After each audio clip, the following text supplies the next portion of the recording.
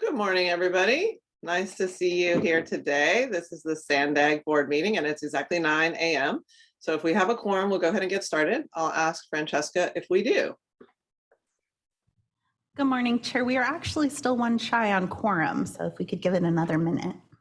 Okay, well, we will wait. We know it's summer.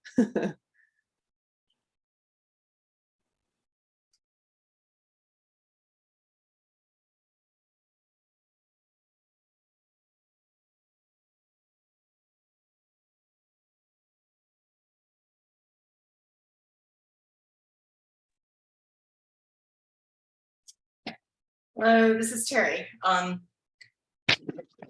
we go. Okay. I've been waiting in the waiting room for a while, like 15 minutes. Okay. Hi, everybody.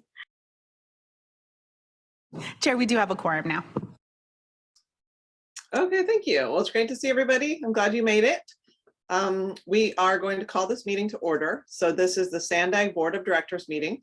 It's Friday, July 22nd, 2022. And before I move forward with our agenda, I'd like to ask our interpreter, Carlos, to walk us through how to access interpretation. Carlos? Thank you, Chair. Good morning, buenos dias. The following will be the announcement in Spanish, and I'll be back with the announcement in English. Muy buenos días. Como se acaba de indicar, se está ofreciendo interpretación simultánea para esta sesión. Para hacer uso del servicio, solo es necesario que se desplace a la barra de controles de Zoom, por lo general en la parte inferior de su pantalla. Ahí debe haber un icono de interpretación, parece un globito terráqueo, y seleccionaría Spanish o español. Si está utilizando la aplicación móvil de Zoom, sin embargo, no verá el icono, sino que tendrá que presionar más los puntos suspensivos, luego interpretación y luego el idioma. Por último, si no desea escuchar el audio original en inglés en el fondo, por favor seleccione Mute Original Audio o silenciar audio original. Good morning once again. Simultaneous interpretation is being provided to and from Spanish.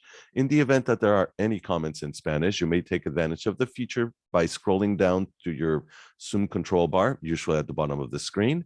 There you should see an interpretation icon. It looks like a little world, and you would select English as your language. If you are joining through the Zoom mobile app, however, you would first press More, the three dots, then Interpretation, and then choose your language. Finally, click on Mute Original Audio to not hear the original Spanish low in the background. Gracias, and thank you, Chair. Okay, thank you. And I invite you to join me in the Pledge of Allegiance. Ready? Begin. I pledge allegiance to the flag of the United States of America and to the republic for which it stands, one nation, under God, indivisible, with liberty and justice for all. Okay, now we're on to non-agenda public comments. Do we have any public comments, Francesca? Chair, I do have one hand up from the public. John Stahl, you can go ahead and begin with your comments when you're ready. Good morning. I have watched and participated in several of the SANDAG board meetings over the last number of months and have a suggestion for your consideration. Most everything you do has a component of making sure your decisions include an evaluation of fairness, equity, inclusion, and justice. I would suggest that you limit public speakers addressing the board to a maximum of 2 items or a total of 6 minutes. That would give members of the public adequate time to make their very best statement on a topic or two that they most care about. At the last meeting on July 8th, my colleague Camila Rang didn't mind waiting over 3 hours to be able to make her non-agenda public comment, but her time was reduced to 2 minutes instead of 3 without time to prepare. People who take the time to prepare a statement on an issue that they are passionate about, write down their thoughts, make sure their points are in a logical fashion, and time themselves to make sure they do not exceed the time limit while maximizing to make their best argument. I think you need more fairness, equity, and inclusion, as well as speaker justice in your meetings. It is not that easy to slice your prepared remarks on the fly and still make your best points. I think that if you think that is easy, give it a try and let me know how that works out. At the last meeting, if my suggestion had been implemented, you would have saved 15 to 20 minutes during the meeting, and Ms. Rang would have been able to make her full prepared, timed, and rehearsed statement. You would also not run the risk of losing a quorum. I'm surprised that this issue has not been raised by other regular attendees of the SANDAG board meetings. I think my suggestion would bring more fairness and inclusion to your meetings and make them more efficient. Thank you very much. Thank you. And we do have one additional public comment. Alan Curry, you can go ahead when you're ready. Hi, good morning, Sandbag Board. Can you hear me okay, Francesca? Yes, we can. Thank you. Thank you so much. Yeah, I'm speaking concerning last meeting. Actually, a couple meetings ago, I want to again thank Francesca and the board. When I came in person and could not speak yet, you guys went all out, provided me a laptop in the Sandag office. But you look at the scenario. I submitted videos and JPEGs prior to the meeting, which was run even though it was on Zoom. Yet today we're finding out, John Kirky actually mentioned the only way we cannot present a video at all for Zoom meetings. We can present videos if we can go through the hurdles of making it work and if we get elevated to speaker status with the video. This is wrong. You're going right against the Brown Act. And part of the speaking engagement is to show a video or show slides to augment what we're saying, not only for Sandag members or beautiful mayors to actually see the video, whichever ones do take the time to open the attachments, but more importantly, for everybody, I mean, everybody, the public, to see these videos and slides, which augment what we're trying to get across. So please, when you're looking at what's going on, what this policy of not allowing videos, and again, for the videos, I understand it's hard to upload on Zoom because it takes time. It took over a minute for me to upload the attachments. However, when I did submit it two previous engagements ago, I was on Zoom upstairs, just like I was at Zoom at home, yet the clerk did run the videos and did run the slide presentation. And I feel because I did, some of the slides were presented, a few things happened. One, the toll on 125 was addressed initially, got people thinking about it for the vote the following meeting. Unanimous vote, by the way. Thank you for stopping the toll, even though it'll take 5 years. But more importantly, some of the other items brought up, like the alternate spending plan did not include the mileage tax. Yeah, it's a kind of a grain of salt for some people who want to actually take us out of our cars. But it brought that point up by having that slide presentation for all members of the board to see. So again, my bottom line, what I'm trying to get across here is, please, you have the capability. You did it when I was on Zoom two sessions ago. So please allow by the act and allow anybody to allow them, as long as we upload the videos and JPEGs, say a day, 24 hours prior, to give the clerk time to compile. The clerk's duty is to provide this service, not only to government officials, but to any member of the public, i.e. Johnson Act, Brown Act, that all members of the public should be allowed to speak and do their complete presentation. Thank you so much, board, taking the time to listen. I look forward to everything happening today. Thank you, Chair. That concludes the public comments on this item. Okay, thank you. Thank you to John and Alan for your comments about public comment. I just want to reiterate that it's really important that this board is able to hear public comment on each agenda item. So it's not possible for us to tell someone that they can't comment on more than 2 items. And it's also really important that we get through the full agenda. So the time management aspect of public comment is why at times the amount of time has to be reduced. And I am very sensitive to the reality that people put together their thoughts in 3 minutes and try to give as much notice as possible that the time will be reduced to 2 minutes when that's needed in order to make sure we get through our agenda. And it's also just important to recognize that, as was stated by our attorney at our last meeting, we want and solicit all public comments, but Sandag is not able to for security reasons, take electronic things in-house and then produce them for public commenters. So we need the public commenter to be able to produce their public comment on their own.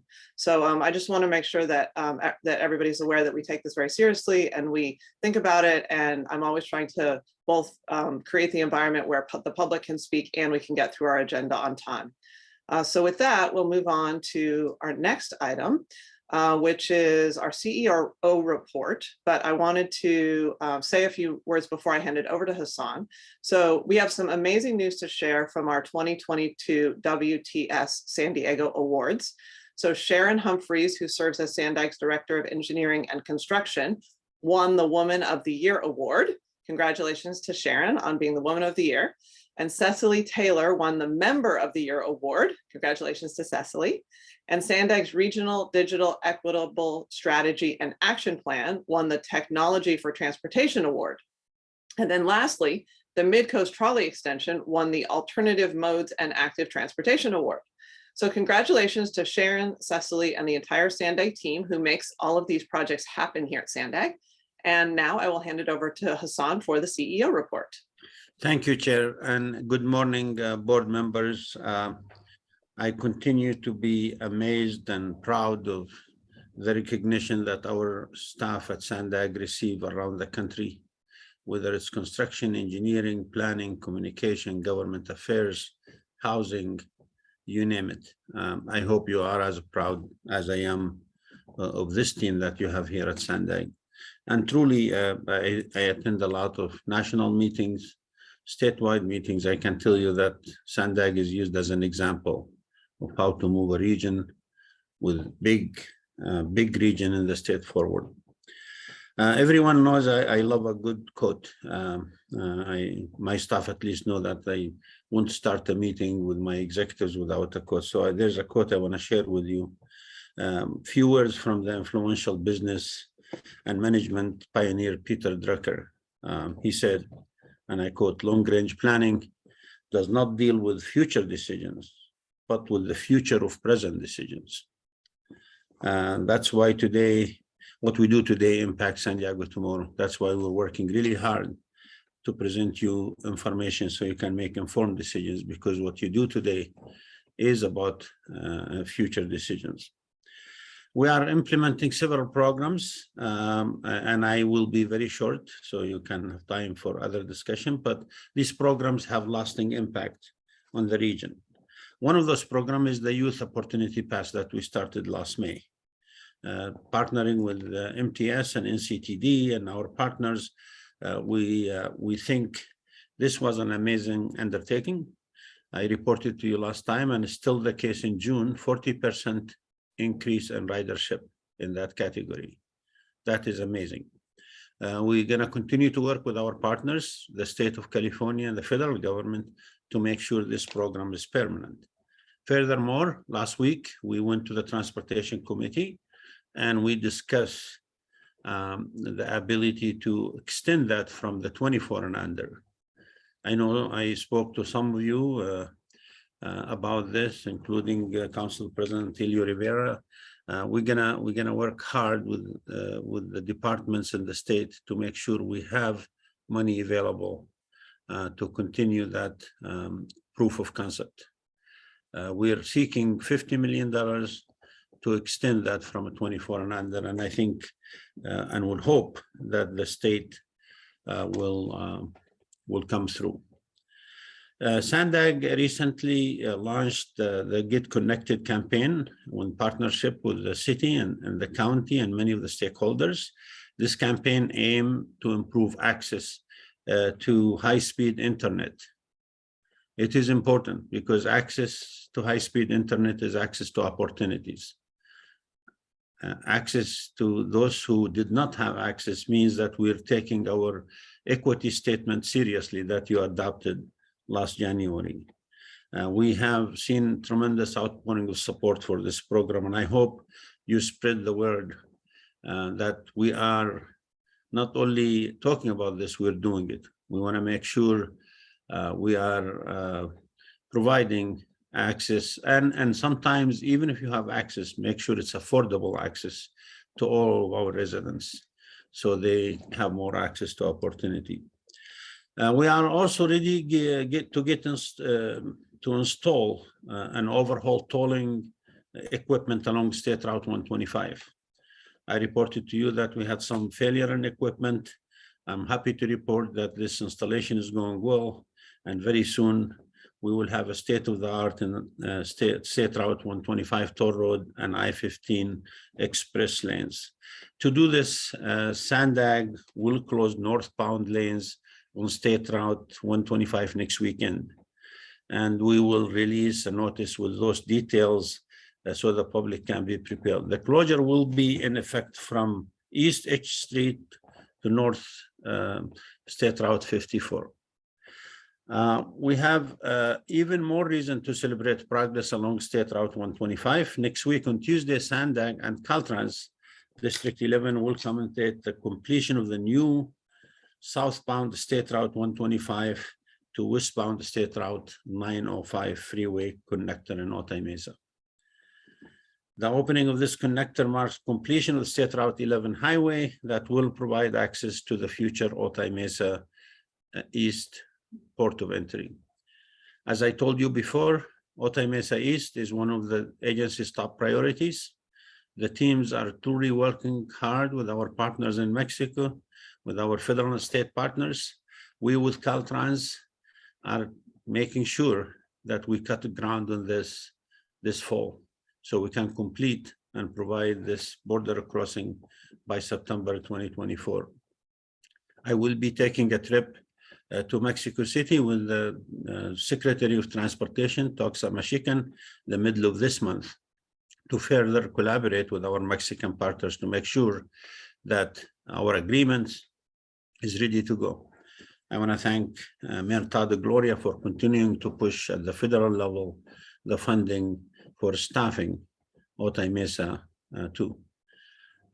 We are doing many things on this project, including completing a binding binational agreement with Mexico. Our counsel, Ms. Blake, Betsy Blake, is working hard with our Mexican partner. We're getting very close, but as you know, this is complicated. Very soon you will be brought to this board for approval. We're also still continuing to work with our rating agencies to get the rating needed to get our TIFIA loan, and we'll continue to look at site preparation. Let me just alert you to one thing, that we started with an estimate of the facility. And unfortunately, that estimate is gonna go way up, significantly up, tens of millions, maybe 100 million up. And so we're anticipating this challenging, we're facing them. This continue to be a top agency priority, and we'll be reporting to you as we have more to report. On Saturday, August 6th, Sandag and the city of Encinitas. I'm sure the mayor of Encinitas will be there with us celebrating the safe and convenient way for the Los Antrac and Encinitas to be crossed by opening the Alpatar undercrossing.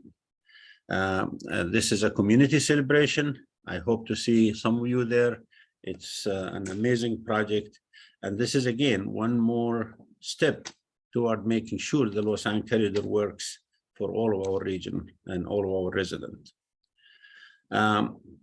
The other thing you're going to be hearing about today is what we call the request for renovation concept that we released last November. We have chosen the 3 firms that we're going to move forward with. We're going to partner in looking at technologies to deal with our transportation issues. So you get some information today.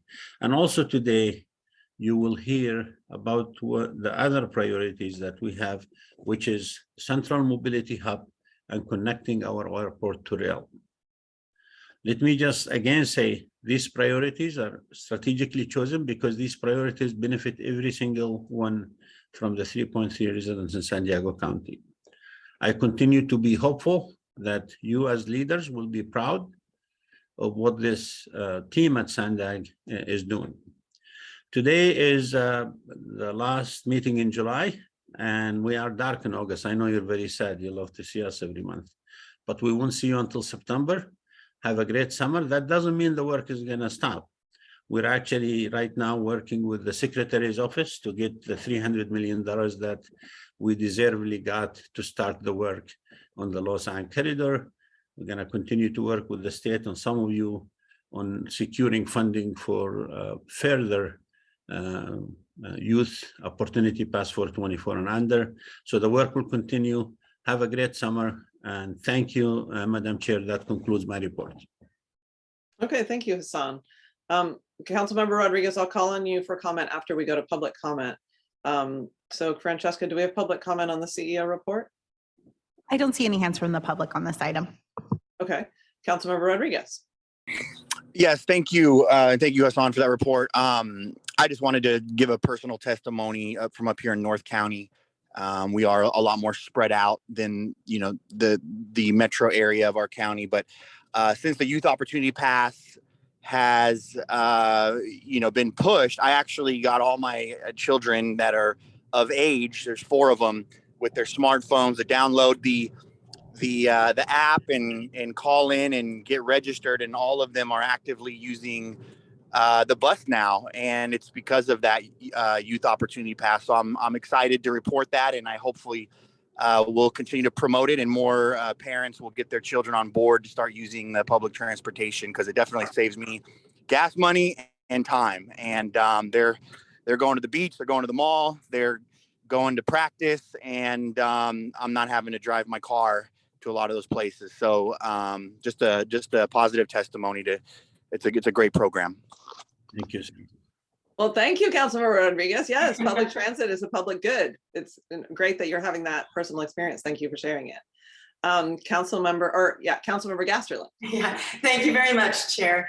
I also have a positive comment. First, I want to say all the feedback I'm getting on children riding free, basically teenagers too, it has been overwhelmingly positive. So that seems to be going incredibly well. So that's one plus. The other is, I want to echo the congratulations to our Sandag engineer, senior engineer, Sharon Humphrey. Sharon really stands out as an example. I don't know how much this board has really tuned into, so I'll say it, and forgive me if I'm redundant in your experience, but women in STEM, science, technology, engineering, and medicine, are really rare and have been rare over the years. Girls fall off the track. And Sharon is a beautiful example, just so enthusiastic, full of energy, of a woman engineer. So I think Sandag can be very proud of having people like Sharon, and more than that, creating an environment, a work environment where women engineers feel comfortable.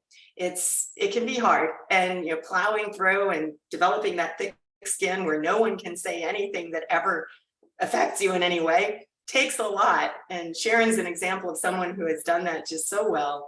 And seeing a senior woman engineer is a joy and a pleasure. So thank you, Hassan, and thank you, Colleen, for creating that environment. Okay, thank you, Council Member. Next, we are on to our consent calendar. So we have items 3 through 10. I would entertain a motion. Move approval, Chair. Okay, thank you. So we have a motion and I will second it. So let's go ahead and vote on the consent calendar. Chair, if we could, I do see a couple of hands from the public on. Oh, I'm sorry. Yes. But we need to go to the public comment on consent. So let's go ahead and do that. Thank you. First up, I see Alex Wong, who will be followed by Alan Curry. Alex, you can go ahead when you're ready. Yes, the Youth Opportunity Pass may have increased ridership so far, but the program raises more questions than it answers. What permanently increased ridership? Is this youth ridership increase a drop in the bucket compared to the trolley's strong ridership recovery among all age groups that began long before the Youth Opportunity Pass? And would the $6 million per year spent on youth passes have increased the ridership dramatically across all age groups instead of only among youth if it had been spent on increasing frequency on the busiest transit lines rather than on youth passes? Sandag's 2050 Regional Transportation Plan proposes to make transit free for all by 2031, 4 years before the Mid-Coast and Green Line frequencies will be increased by 2035. This is a problem of misplaced priorities. $35 million annually to make transit free for everyone under 24 years old is a huge operating cost. By comparison, MTS's successful program to double off-peak Blue Line frequencies costs only $5.7 million.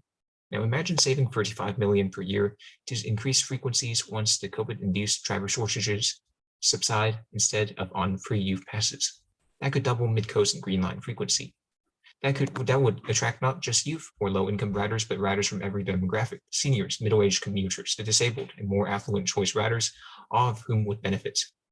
Frequency is not just crucial for ridership and fare box recovery. It's also crucial for promoting transit-oriented development. Massive transit-oriented development building booms are coming to University City and Mission Valley, meaning the Mid-Coast and Green Line corridors will explode in travel demand. Whether these residents drive, further clogging up the I-5, I-8, and Friars Road, or take transit instead, hinges entirely on Mid-Coast and Green Line frequencies. Currently, both lines have 15-minute peak hour frequencies. This is inconvenient. Mission Valley alone will add almost 50,000 new residents by 2050, mostly along the Green Line. Tons of people will be taking short 10-15-minute trips to and from work, school, home, appointments, and shopping at SDSU, Grantville, SDSU Mission Valley, Riverwalk, Navmore, where the developments, the airport, and Fashion Valley, and the Green Line connects them all.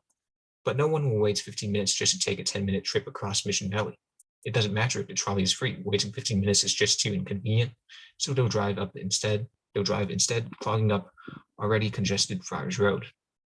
In anticipation of the high demand for more car trips, developers will build excessive parking even in areas with zero parking minimums and will build developments far below the allowed density. This has already happened in Mid-City. To quote transit analyst Alan Levy, developers build more parking than the required minimum at University and 30th because the public transit option there is a north-south bus that comes every 15 minutes and an east-west bus that comes every 10, which is not actually enough to persuade people who can afford a car not to drive one. Doubling Green Line frequencies from 15 to 7.5 minutes is thus crucial. Thank you. Thank you. And our next speaker is Alan Curry. Alan, you can go ahead when you're ready. Hi, thank you, Chair Blackspear, for the earlier response to my concern on the Zoom meetings, Zoom issues with the video. I do want, my apologies, I do want to clarify that laptop. No, the videos and slides in my presentation 2 meetings ago were not from that laptop. They're the normal process that every city, including the county, does. We email the videos and slides 24 hours prior. This gives the clerk time and courtesy to sort them out, virus scan if need be. And yes, she does send them to all the board members, so the attachments are sent. So what is the difference of the board members getting and not showing them on the screen so everybody can see them to help people speak? And the other thing concerning Zoom is, yes, keep the Zoom for people who are uncomfortable to show up, but we need in-person speaking because a lot of people do not have the tech savvy or ability to go through the Zoom and the hurdles they go through. And again, if you want to encourage public speaking, please allow in-person speaking. Okay, jumping to item 8. Thank you, Francesca, on the transparency, speaking about this and putting that on the paper. But as I mentioned before, I'm sorry, someone interrupted. I apologize. I didn't want to interrupt someone. Okay, anyways, as I mentioned a couple meetings ago concerning the Elevate 2020 forms when you went to the community, again, as I mentioned before, please, taxpayers should not be funding any campaign for any item, as I saw a couple things on there that promoted certain items, and definitely not campaign to win public over to vote to raise taxes on when we're suffering through inflation. And concerning the item 9, I'm jumping to bring back the pie chart. The pie chart I presented was from you guys from your 2020 forum, but that pie chart is important. The public needs to know where all the funding is coming for MTS, Sandag, and everything, especially the MTS. When I looked at 2/3 of the Varieties Fair is paid for by federal tax and all these other taxes, and everybody's saying, well, great, it's going from the federal. Well, guess what? We pay federal tax as well as state tax, city tax. So yes, we need that pie chart to show exactly where all this funding goes. And then it gives us the tools, the tools, the voters the tools to decide that, okay, well, wait a minute, we see truth and transparency here to show where our funding's going, how much we're spending. So that helps us better educate to decide as, yes, does MTS need another tax? Do we need that mileage tax proposed? Any other future tax coming up? Thank you again, board. You guys are phenomenal, but please look at everything, especially as I mentioned a few items ago about the video about how the people are suffering through this inflation. And I do ask again, as I said before, all mayors, please, San Diego County sent the letter to pause the gas tax. All you mayors should be hopping, screaming mad for your people. Do the same, please. Tell that governor to pause the gas tax because we are suffering because gas tax affects the delivery of all product, baby formula, diapers, everything. Thank you so much, board. Thank you, Chair. That does conclude the public comments. I did want to clarify, just for the benefit of all of the listeners, that the issue with providing PowerPoints provided by the public is not a security risk. We actually are able to scan those in-house and make sure that they're appropriate to share before the meeting, as long as they're provided by the deadline. The issue is actually that we have a very limited number of production staff in-house, and these staff are running the speaker timers, they are running the voting slides, they are running the staff presentations, and so we're not able to share the presentations from a technical standpoint. So what we've asked for Mr. Curry to do is to, we've let him know that we can promote him, and this goes for any member of the public, promote him to a panelist and allow him to share his own screen. And that way he could show whatever PowerPoints or additional information he'd like to share. The problem is that we don't have the capability to share those things for him. So I just wanted to clarify that that is the actual issue at hand. So I'm happy to work with Mr. Curry or any member of the public to make sure their materials are shared, whether it be during the meeting or via email or made part of the public record. So please feel free to direct any questions to me about that. Okay, thank you so much for that additional information, Francesca. Okay, now we will go to our board members. So Mayor Hall. Yes, on the consent calendar, I have a couple questions on item 9. I don't know if, can we pull item 9 before we, and then vote Sure. on the rest, or how do you want to do that? Yeah, let's pull item 9. And then if we don't have any other board member comments or questions, I'll modify, or the motion maker could modify to be the consent calendar minus item 9. Happy to amend the motion. Okay, thank you.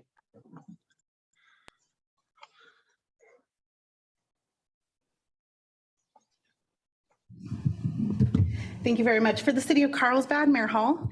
Yes. For the city of Chula Vista, Mayor Salas. Yes. For the city of Coronado, Mayor Bailey. Yes. For the county of San Diego, Supervisor Anderson. Aye. For the city of Del Mar, Councilmember Gasterland. Aye. For the city of El Cajon, Councilmember Goebel. Yes. For the city of Encinitas, Chair Blakespear. Yes. The city of Escondido is absent. For the city of Imperial Beach, Councilmember Aguirre. Yes. For the city of La Mesa, Vice Mayor Shu. Aye. For the city of Lemon Grove, Mayor Vasquez. Mayor Vasquez, yes. For the city of National City, Councilmember Rios. Aye. For the city of Oceanside, Councilmember Rodriguez. Yes. For the city of Poway, Mayor Voss. Yes. For the city of San Diego, Vice Chair Gloria. Aye. For the city of San Marcos, Mayor Jones. Jones, yes. The city of Santee is absent. For the city of Solana Beach, Mayor Hebner. Hebner, yes. And the city of Vista is absent. That item does pass unanimously with those members present. Okay, thank you. Mayor Hall, would you like to go to item 9 now? Yes, on the attachment, could we pull up item number 54 or line 54?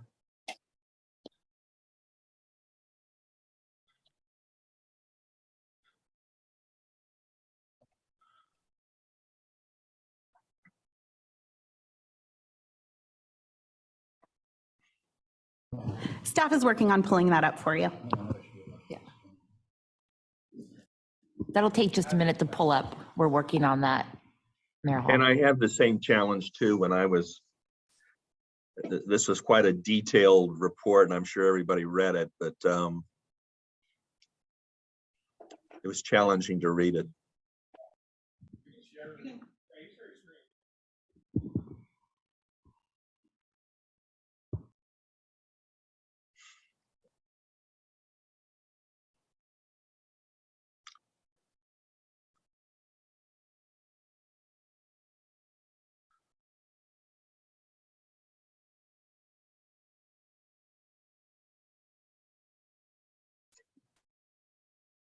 And could I get a little, from staff, can I get a little clarity as to what you're telling me there? I think at this point, we'd like to call on the Office of the Independent Auditor. Is this what the item you're looking at? Yeah, it is. Yeah. I'm Mary, I'm here.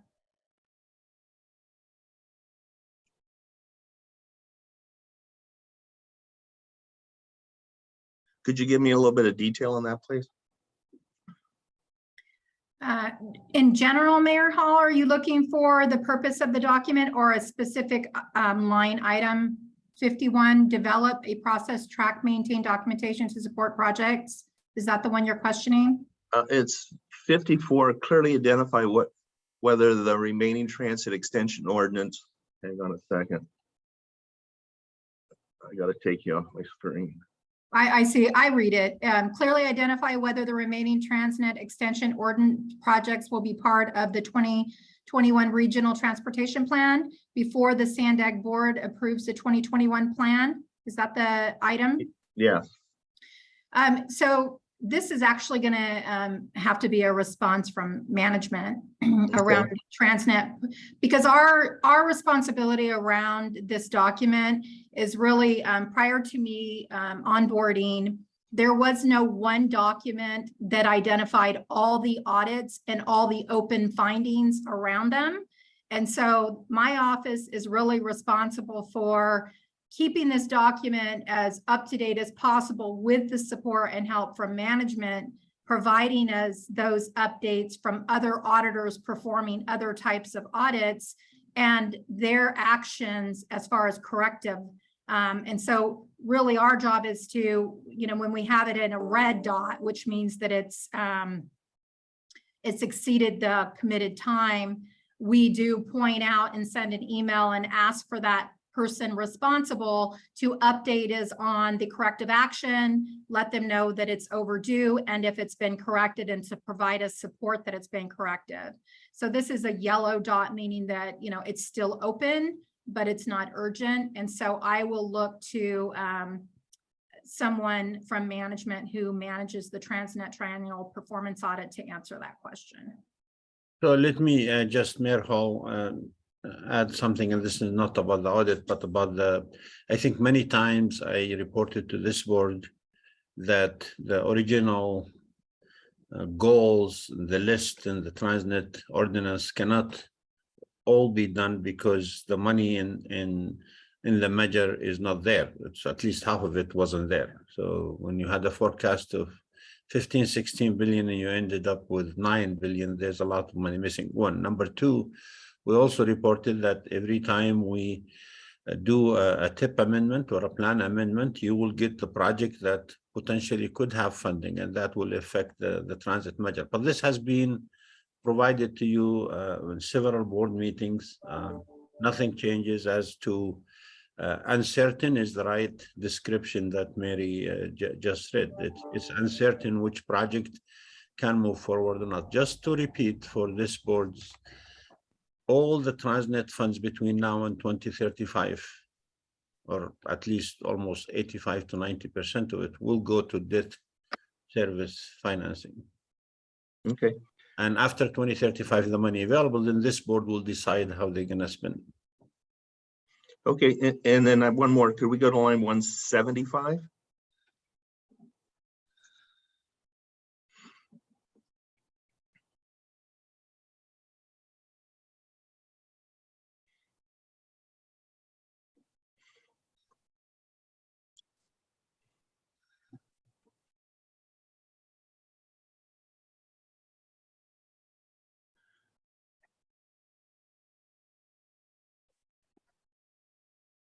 And could I get staff's comment on that?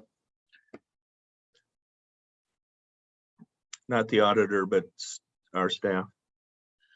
And what's the question there, sir? The review. Yeah, we're absolutely gonna do the review, and as I think it came up a couple of meetings ago, we went to the ITAC and we started discussing preliminarily. They're gonna be with this board a major discussion of a regional transportation improvement program amendment that would reflect exactly what's written in this report. Okay, those are the two I wanted to highlight. I'd make a motion to pass item 9. Okay, thank you, Mayor. Mayor Jones. Thank you. I just wanted to make one comment when we're talking about reports, and I had mentioned this yesterday to Sandag staff. Previously, I had requested that each time we have actions by subcommittees that we would, or committees, that we would be able to have a brief synopsis of the actual action. And I know they put hyperlinks in this time, which is great. But sometimes I am on my phone and it's very difficult to actually use that hyperlink and be able to read what it is. So I do request that we would continue to, and this kind of just goes to what Mayor Hall was saying, that we would have a brief synopsis of the subcommittee or the committee actions when it's contained within our actual agenda for the board of directors. And I will second that motion on top of it. We'll do, Mayor Jones. Thank you so much. Okay, thank you. So we have a motion and a second. Let's go ahead and vote. Chair, this is actually an information only item. But it was pulled off consent, so don't we have to vote on it? No? There's no requested action. It's just for information. Okay, great. Well, then we will proceed. Next, we have a report. So item number 11 is from the Office of the Independent Performance Auditor, the annual audit plan for fiscal year 2022 and 2023. So Mary, I'll hand it over to you. Thank you, Chair Blakespear. In the June Audit Committee meeting, the Audit Committee accepted the plan and recommended it to the board for adoption. The purpose of the plan is to define OPA's annual goals, strategies, and performance measures that align to SANDAG's defined initiatives and to plan and perform engagements around areas identified while performing risk-based approach audit plan. It included engaging a risk discussion with board members and audit committee members, executive management, and the CEO. It also includes determination of an acceptable level of audit risk that includes consideration of detection and control risk as gauged and measured from prior audit findings and improvements that management has made as a result of those findings. I am really happy and impressed and want to thank the board members this year. While doing and preparing this plan, I had the biggest outcome or turn of board members meeting with me. I think it was around 90%, which is last year was like 60-something%. So I really appreciate your time. I know you're all busy. Another thing that I was really excited about is I scheduled 30-minute meetings and most everyone went well over that, if not longer than an hour. So there was a lot of engagement from board members, which are the governing board that really drives the overall risk appetite and what they're willing to accept as risk, which is how I form my plan. So there was a lot of engagement and I really appreciate that, as well as from the CEO and management. Hassan and I had a lot of discussion around risk and where his concerns were, and we really molded this plan together. And so with that, I'm here to answer any questions. We do have an annual plan. The plan is geared not only to strategically address and tie ourselves into the initiatives of SANDAG, which is what we're supposed to be doing. It also is required in accordance with AB 805 and with GAGAS. But it also helps us ensure that the areas in which we're currently auditing and getting ready to wrap up and the areas that we've audited in the past are continuously being looked at. So our improvements are not just something set out there and to look pretty, but we're actually going back and doing a continuous auditing around these areas to make sure that what's happening now has been enforced and continues to happen, and the implementation of those new policies are actually being practiced. So with that, I am open for questions. Thank you. Okay, thank you. Let's see if we have any public comments and then we'll go to board members. Francesca, do we have public comments? I don't see any hands on this item. Okay, Mayor Jones. Thank you so much. I just have a couple of questions. So on the planned audits and reviews, there's the operational process and system control, which is contracts and procurement. It says that it's starting in July. I remember discussing this quite a while ago, and that there are budgeted 1,000 hours. Do we have any idea when that time frame would be completed? Thank you, Mayor Jones. So that is, it's sort of started before, because a piece of it started from last prior fiscal year. And there are, as I shared with the audit committee, there are actually two parts to the contract and procurement audit. It's actually going to be the last major overall audit that we perform, and then we'll start doing pieces of audits, which are more detailed. Part one is around the system controls, operations, policies and procedures, separation of duties, and looking sort of from the inside to make sure we're following government codes and contract laws around federal grants and all of that. So that's part one, and we are getting ready to deliver that part one to management for discussion and to give them time to respond.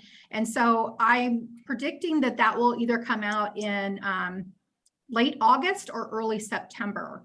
Part two is what you see in this new budget, which is the 1,000 hours, is looking outside at the contractors to see if they're adhering to the contract that they committed to, that they're invoicing us properly, that we're paying with detailed invoices and such. So that piece actually is what we will move to next. We have a little bit of it done, but that's our part two. And that will probably come out around October or November.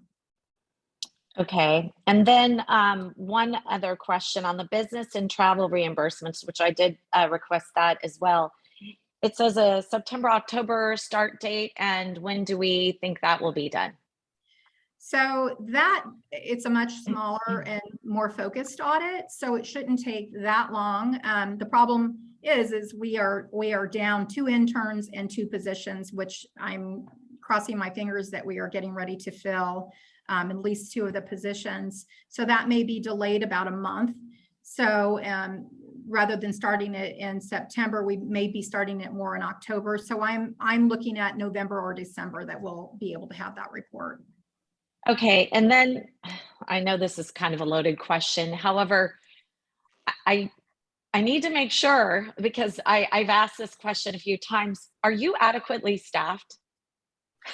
I mean, I feel like, you know, AB 805 and I had brought this up quite a while ago, where I had said, you know, I don't really like when we have unfunded mandated legislation that actually governs us locally. And here we are with AB 805. And one of the things that probably the only part of AB 805 that I actually agree with is the auditing part, because we do need to make sure that we're very careful with the taxpayer dollars. But my question is, do you have enough staff to do what you need to do in the time frame that you need to get things done? Because I mean, we can't just have things go on and not ever have like a finite date where it's actually completed and know if we're actually doing a good job, because we just need to be very careful with taxpayer dollars.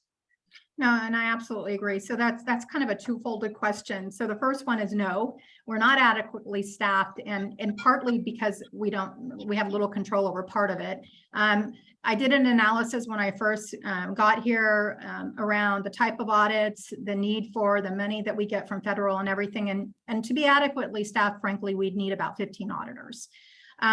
We have currently 2 auditors, 2.5 auditors, and we do have 2 open positions.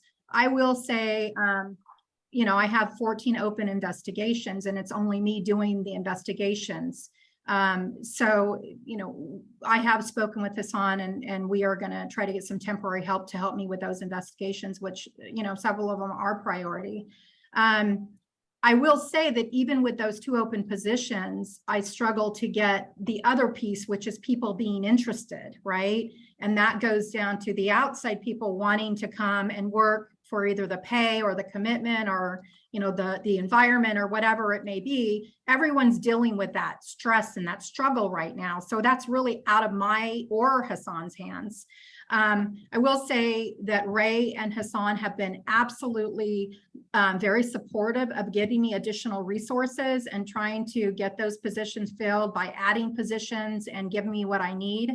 So eventually, ultimately, the IPA and the office really should have about at least 10 auditors to be a very strong office and to be performing continuous auditing where we're on top of this stuff. We don't let it get 20 years delayed and then this stuff blows up. And that's what we want to prevent in the future, is really getting a good amount of staff so we can do this continuous auditing.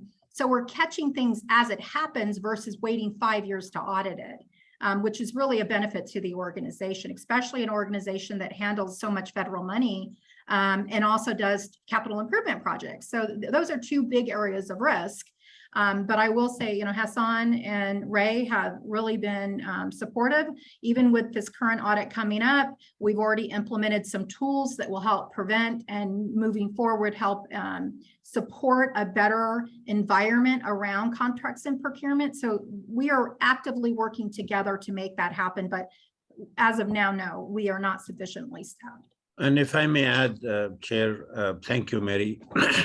I have not yet gotten a request from Mary and her office and said no to, because as I said before, regardless how you feel about 805, the good thing about 805, it's created the independent performance auditor, and I'm committed with my team to fund this fully. But Mary mentioned something that I need the board to know about. We're struggling to fill vacancies. We're not competitive. Life in San Diego is very expensive for people to move in, and people are moving out instead. So we're not actually appropriately staffed anywhere in the agency, including the performance independent auditor. But we're, like Mary said, we're working through it. We're getting temporary helps where we can. But I would not refuse any resource request that would make this agency move forward better.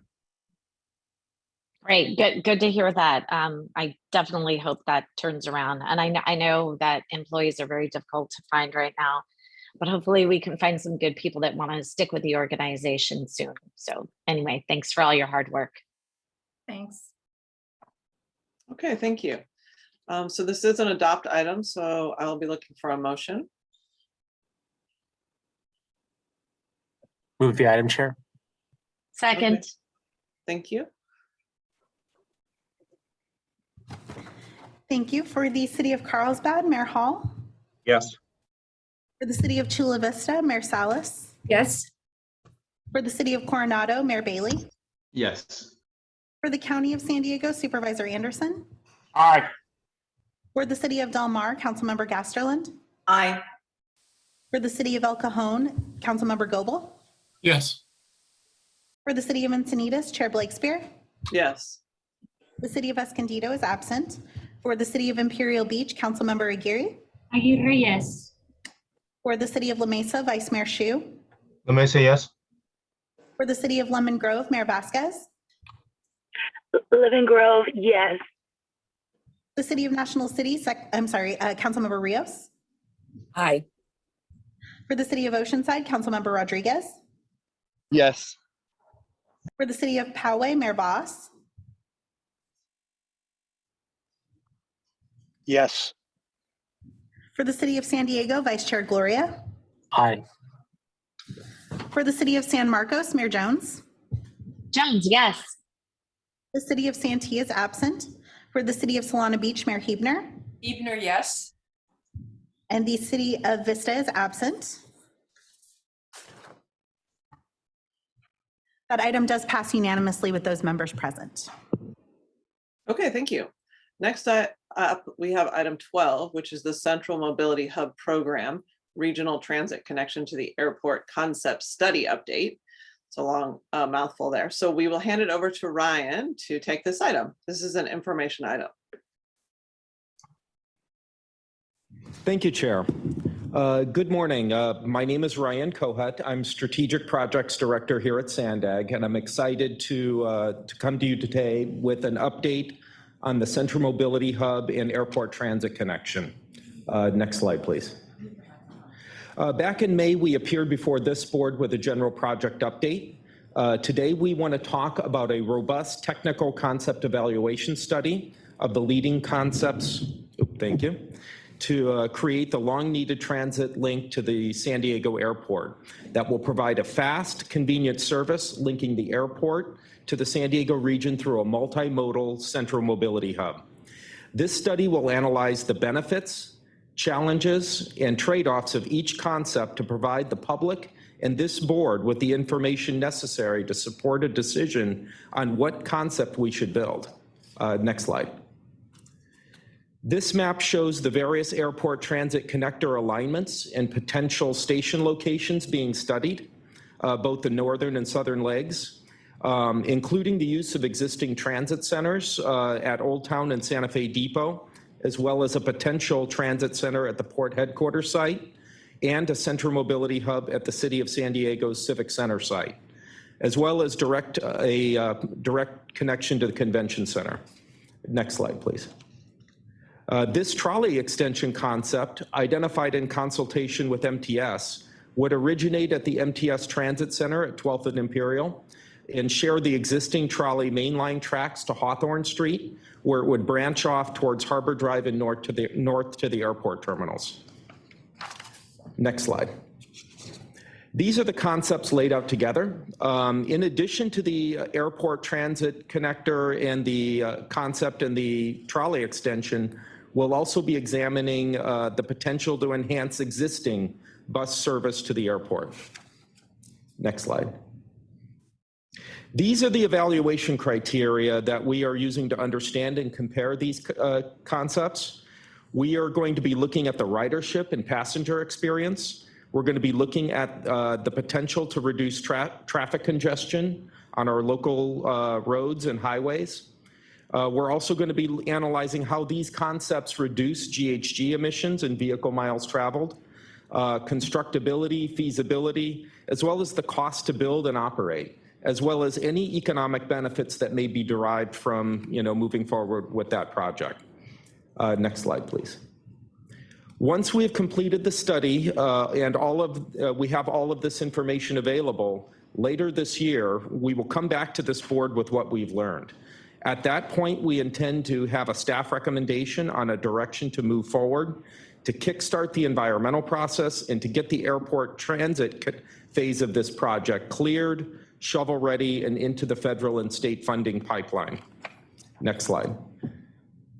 And with that, I'm here to answer any questions you may have. Okay, thank you. Let's see if there are public comments first. Thank you, Chair. We do have several public comments on this item. First will be Alan Curry, who will be followed by Michelle. Alan, you can go ahead when you're ready. Hi, thank you, Francesca and the board. So now we see what some had suspected years ago when the former Mayor Faulkner, along with Sandak Executive Hassan, signed that Mobility Act with the Navy Secretary at the Sparwar Center. After numerous previous destruction and construction of our transit-funded airport roads and parking lot, and now the pedestrian bridge again being ripped out, disrupting airport parking, everything, will personal vehicle drop-off of our family members at the airport be completely removed, or will now be limited to force us to take the transit hub? So let me give you a scenario of a real-life scenario that your studies don't seem to address. So let's say I got the first flight in the morning because I want to make sure I do get on board. Later flights today do get delayed and canceled. So at 6 o'clock in the morning, my flight leaves. I am to, by your rules of MTS, I am to haul my luggage out from my front door at 3 o'clock in the morning, 4 blocks away to my bus stop because I'm on a side street, wait for the bus, sure, it's safety, and then take that bus to a dark trolley station at 4 o'clock, and by all means, that's going to be perfectly safe.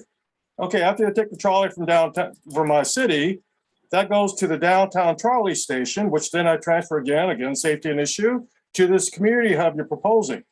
And that gets me about 5 in the morning to finally get on that hub trolley, whatever you're going to do to get to the airport to actually miss my 6 o'clock flight.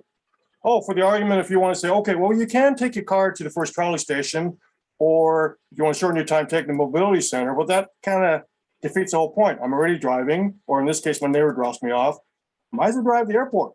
So I'll ask again, as you're ripping up that pedestrian bridge down the airport, we do need that drop off for family safety. And to all board members that are back in this mobility center, if you vote on it and propose it and wasting our tax money, look at your own self. Will you honestly utilize over 2 to 3 hours the MTS approach, or sensibly have your family or friend direct drive you off the airport as we've done for decades?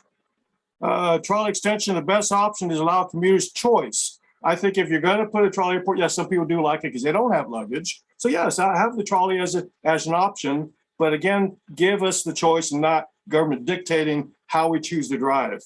Oh, yeah, let's go back to MTS. And yeah, I've noticed a lot more shrink wrap nowadays because you're trying to advertise. But you're actually trying to hide the fact that the buses are empty. We know it. And again, the MTS will never replace our vehicle, eventually when we go electric, which needs roads, for grocery and safety dropping off and picking up our kids from school. How many small business restaurants that are not nearby have lost business because your bike lanes are put in? And now people are being discouraged to drive out there because you're taking away road lanes. Thank you again. Please consider all this. Thank you. Our next speaker will be Catherine Rhodes. Catherine, you can go ahead.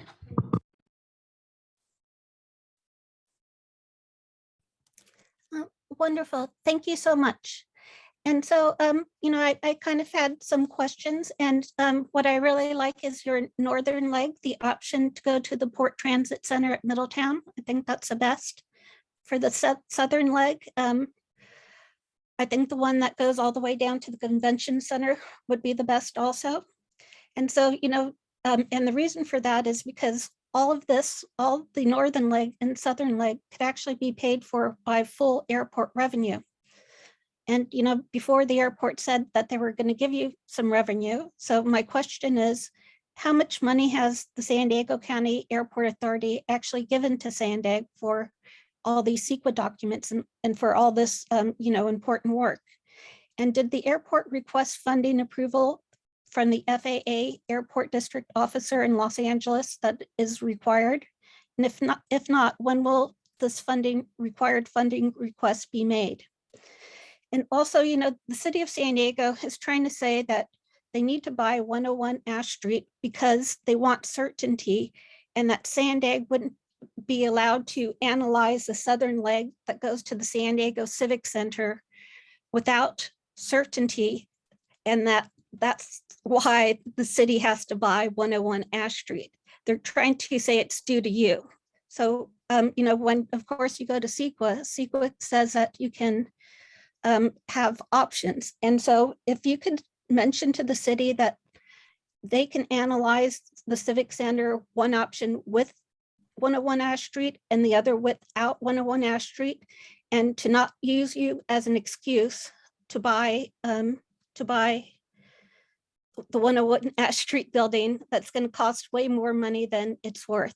So if you could have that in your analysis, and then also want to remind everybody, Spa Wars is an actual EPA Superfund site. It's totally contaminated on liquefiable soils. It's a horrible location because until it needs to be cleaned up. And the Navy actually doesn't have any money to clean that mess up. So please don't think about having something at Spa Wars because it's not a clean site. Thank you so much.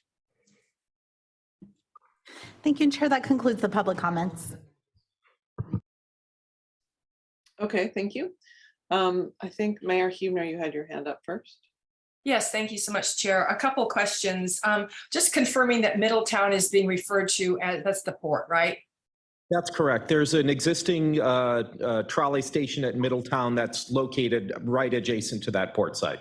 Okay, and that leads me to my second question. Are all of these options going to be compatible with the coaster and Amtrak coming to each of these locations? We are going to be studying all of at least the port headquarters and Santa Fe Depot site, to consider the inclusion of coaster low sand service. Yes. Okay, I can't emphasize enough how important that is to include those of us in North County and being able to use this service. Under the background, the subcommittee's report identified 7 primary objectives. One of them was improving Laurel Street, and I just can't imagine how that can happen. And it's such a constrained street, and it's looking as if you're making this to be the primary access road. What are some of the options that just offhand, so I can have it in my head that this is even possible to do? You're correct about, there's, a very constrained corridor there at Laurel Street. And right now that is, the primary way for people to get from Interstate 5 into the airport. And so one of the things that we're trying to do with this project is figure out how do we, get people from that I-5 into the airport. And a transit connection with a transit center, let's say at the port site, would allow you to divert and capture some of that traffic on the east side of the airport, and then the transit solution would get them over into the terminals, eliminating some of the car traffic on Laurel Street, allowing that to function better. But we want to look at, at all solutions about how do we get people from where they are in the region into those airport terminals, acknowledging that there are some limited resources and there's not a whole lot you can do to expand Laurel Street. So, yeah. That's the genesis of my question. So it sounds like basically the way to improve that is to divert traffic from it with other good options. Yes, I mean, we expect over time as, the airport, pursues its project, as, the waterfront continues to develop, as the San Diego downtown in, the area around the airport develops, the traffic that is going to want to get from the east side of the airport to the west side where the terminals are is going to increase. And so with this project, whatever direction we want to go, we want to be able to figure out how do we solve for that problem. And if I may add to Mayor Hibner, I thank you for your question. I know you're all impatient, want all the question answered, and we want to make sure when we answer your question, we have the information, and a lot of this is going to come out. And you're right, it's not going to be easy, it's going to be challenging. But to your point about whether this will consider Amtrak, Caltrans, this absolutely will consider all existing and future. And now with the money we got for removing the tracks and looking at the Los Angeles corridor differently, maybe way in the future potential high-speed linkage. I can tell you that yesterday I took the train ride from LA Union Station to San Diego. It's a beautiful ride, but it shouldn't take 3.5 hours. And I think there's things we could do through these improvements to minimize that. But I just want the board of directors to be patient as we don't have all the information to answer your excellent questions. This will all come through the environmental process when we start actually getting into the deal. And so, finally, I would say we're working with our partners in District 11, speaking to Gustavo, Colleen, Clemenson, have a meeting. We're bringing in their expertise because this is adjacent to the 5, and how we access and address the 5 is important. That will impact whether Laura Street on others. So there's a lot of things in the works that I'm sure you will be satisfied and have enough information before you make your decision. Wonderful. Thank you very much. Okay, thank you. Councilmember Shu. Thank you. I have a couple of questions, but let me precede that by first saying sometimes I'm concerned about a lot of emphasis about access to the airport. I know it's scored very high in public surveys in terms of what's important in terms of transportation in our region.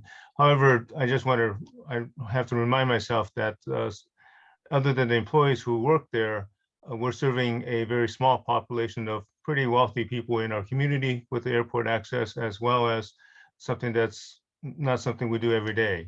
It's something that we go to the airport maybe a few times a year at most, for a very exclusive population.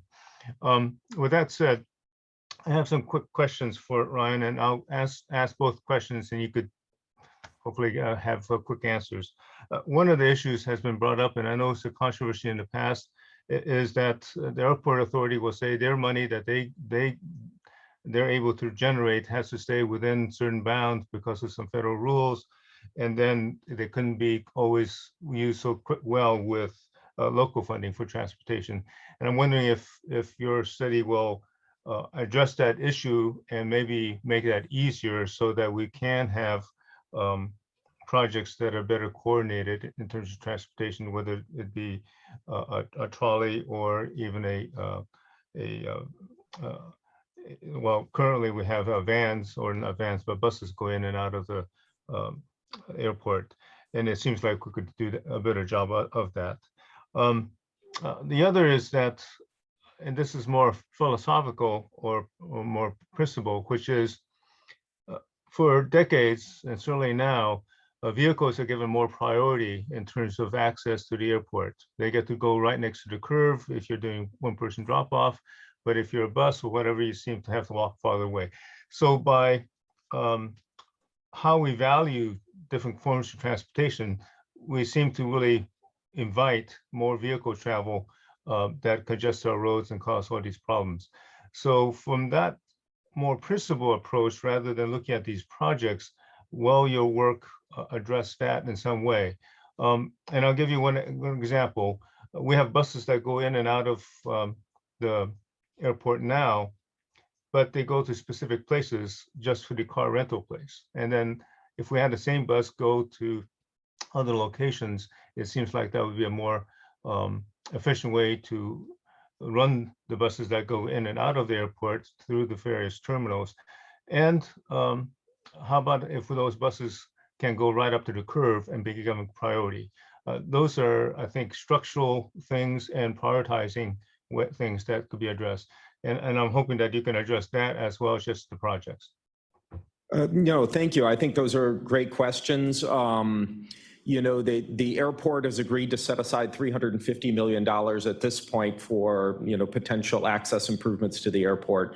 And I'm sure that's, you know, the beginning of a larger question about how do we fund an eventual project. But, you know, we're looking to solve for more than just people trying to get to the airport to take a trip. Certainly, you know, that's important. But you know, 9,000 people work at the airport every day. And you know, those employees, you know, need to get to work. And so we look at this project as something that can serve those people, you know, and provide a real transportation choice beyond the automobile on how they can, you know, do what they need to do to get to work. Also, you know, the port is doing development along the waterfront. There are people that are going to need to work in those hotels in that development, and we see this as something that can serve those people as well. You know, and then anytime you're creating a connection, you know, with the central mobility hub, with the airport, you're creating those, you know, fibers for people to get from one place to another. This is going to be used to serve downtown. This is going to be used to serve you know, people all over the region. And so we really see this as a project that provides benefit, you know, all over the region to people who work and live downtown and around the airport. If I may, Ryan, to Councilmember Shoes, good morning, Councilmember. Excellent questions. First of all, I said this to this board before, and I say it again. A connection to the airport without a central mobility hub that guarantees every resident in San Diego, whether you live in North Coastal, North Inland, the South, the East, a one transfer to the airport would not work. So it's about connectivity more than just a connection to the airport. And you're absolutely right. Everything we planned so far in the last 7 decades was around the car. And this time we're saying, let us provide another legitimate choice where people can conveniently get from A to B. And not everyone is going to take that choice. And granted, that's fine. But the point is, whether it's a greenhouse gas emission, vehicle mile travel, connectivity to every part of the region, whether you live in San Marcos or in Santee or in Chula Vista, you will have an ability to access a choice that's as comparable, as convenient as the automobile. That is why separating the central mobility hub from a connection to the airport is really a waste of time. It can't happen. Now, the location and where that is what's being studied right now and discussed. The last thing I would say regarding the airport, I mean, the airport has been a partner from the get-go and will continue to be our partners. They put $350 million. We're still going to have to discuss where the money is going to come from, whether that contribution from the airport is, look, we have our neighbor to the north that's going to open the people mover next year. That has a great example of how the port, the city, the metro agency equivalent to Sandag work together to make this happen. Thank you, Hassan, and thank you for reminding me that the Central Mobility Hub will serve East County and South County as well. So I know we have a lot of concerns about people from North County coming to the airport, but there are others in the region that want to be served and to have access to the airport, and Central Mobility help us do that. Thank you. Okay, thank you. Mayor Jones. Thank you so much. And thank you, Ryan. I have a couple of questions. So who is the project manager on this Central Mobility Hub? Here at Sandag, it's Senior Engineer Omar Atayi and myself as Corridor Director. Yes. Okay, so when you say here at Sandag, does that mean that we have outside people also, like consultants that are also project managing this, or is it in-house consultants? Like how does that look? So let me answer that. So Ryan is the corridor director. The buck stops with him. There is a lot of people working for Ryan to make sure this happens, including consultant staff, and there is partners like Caltrans who's gonna co-direct this from the I-5. So the buck stops with Ryan. Anything that he does wrong is my fault, but he's in charge, and it's internal. But he has a lot of consultant and staff helping him to move this forward. So who are the consultants on this? There is several consultants. Ryan, can you list some of them? Yes, we have a WSPHDR is our advanced conceptual engineering environmental team. And then we have some project management support from HNTB and Lisa Trifoletti and her group who did the LAX LAWA people mover up in LA is on this team. Wait a second, HNTB? The engineering firm. Interesting. I think they were one of the contributors, actually one of the main contributors for the Citizens Initiative. Well, let's, Mary Jones, with all due respect, let's not start theories and conspiracies. We hired these consultants way before there are citizen initiatives. They're good people working in this airport. So if you have theories, I think you should save it to a different discussion. This Theories, team, I'm asking a question because I recall seeing I that really name don't somewhere. like the way you're going with conspiracy theories here.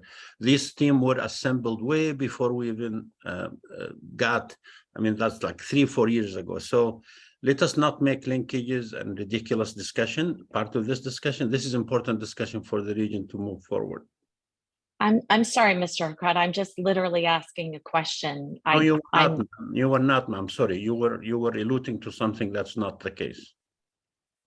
I don't really appreciate the hostility. I think it's completely uncalled for, Mr. Hakrad. Wow. Okay, so how much have we spent to date on this? Could you let us know? To the board, yeah, we reported to the board between 16 and 17 million dollars so far, and I think it's money well spent because this region needs to spend money to find the right solutions. We reported that to the board last time.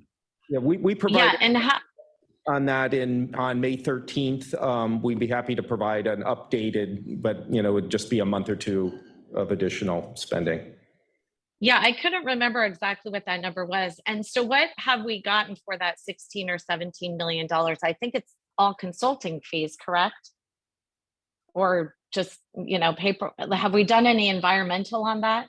Yes. I'm sorry, I don't recall. Yes, we have. exactly. Yes, we have actually. An environmental document in April of 2021, and that analysis has been ongoing. And a lot of the work that was done is resulted in some of the concepts that are before this study right now. The goal of this study is to provide the board with information to provide strategic direction on a preferred project to move forward with into the environmental process, to get that environmental clearance and get a project shovel ready. And so, we've actually accomplished quite a lot. If I may, Okay, I also all right, add thank something? If I may, Mayor Jones, I also wanted to add, and just for the whole board's benefit here, the funding that we're talking about here started more than 2.5, almost 3 years ago when this board of directors assembled a subcommittee. And there was an initial phase 1 report that was prepared to look at where a central mobility hub could be located. It looked at various connections. Then we proceeded with the work with the Navy as a potential site. There was environmental work done there.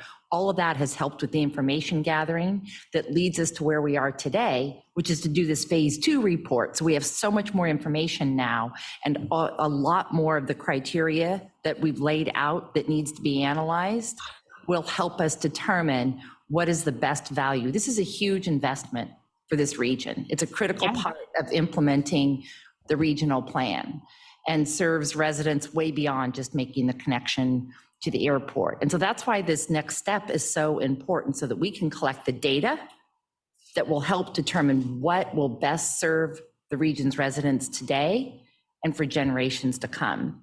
So anyway, there's a lot of work that's been done. We'd be happy to share, multiple different reports that have helped to inform this process. And, when we're talking about a big project like this, it does cost money to do the analysis to get us to where we want to have the best possible project to serve our residents. So thank you for your question.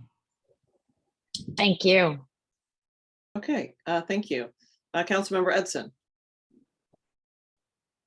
Oh, we can't hear you. Yes, I had to unmute, sorry. NCTD believes it's important to efficiently and effectively connect all rail services to the airport, where Coaster, Amtrak, and MTS Bus and Trolley are able to provide seamless connections and transfer opportunities. On a personal note, in addition to the demographics previously noted today, many tech, biotech, and other individuals are employed in positions that require frequent air travel. An efficient connection to the airport will serve these frequent travelers who today mostly rely on their own cars or TNCs. I know, I'm married to one, and that's the industry I came out of. Thanks. Okay, thank you. Mayor Hall. Yes, could I start off by getting maybe somebody from staff? The first speaker asked a question and gave an analogy of what it would take from him to get from his place to the airport. Could somebody answer his question? I think if I recall the public question, it was related to, it was a kind of a hypothetical trip, or a trip from his home to make a 6 a.m. flight.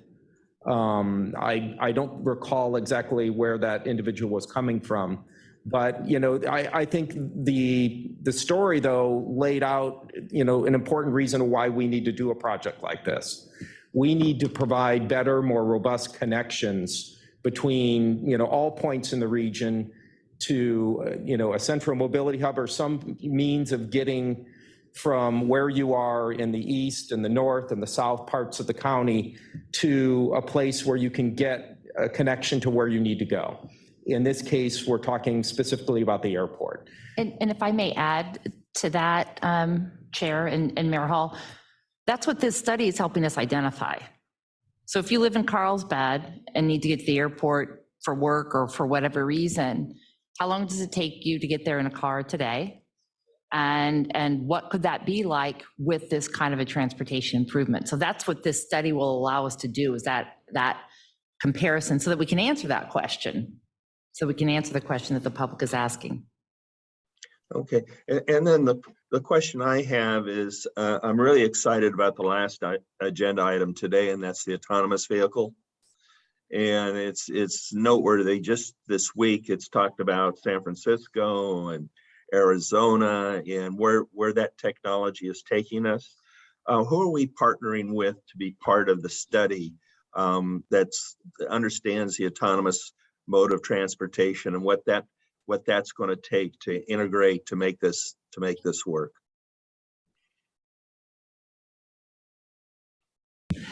There's a number of consultants that are on that team that are part of it. So we're going to be looking to them to make the, to make various contributions. The lead on that one, Antoinette, is?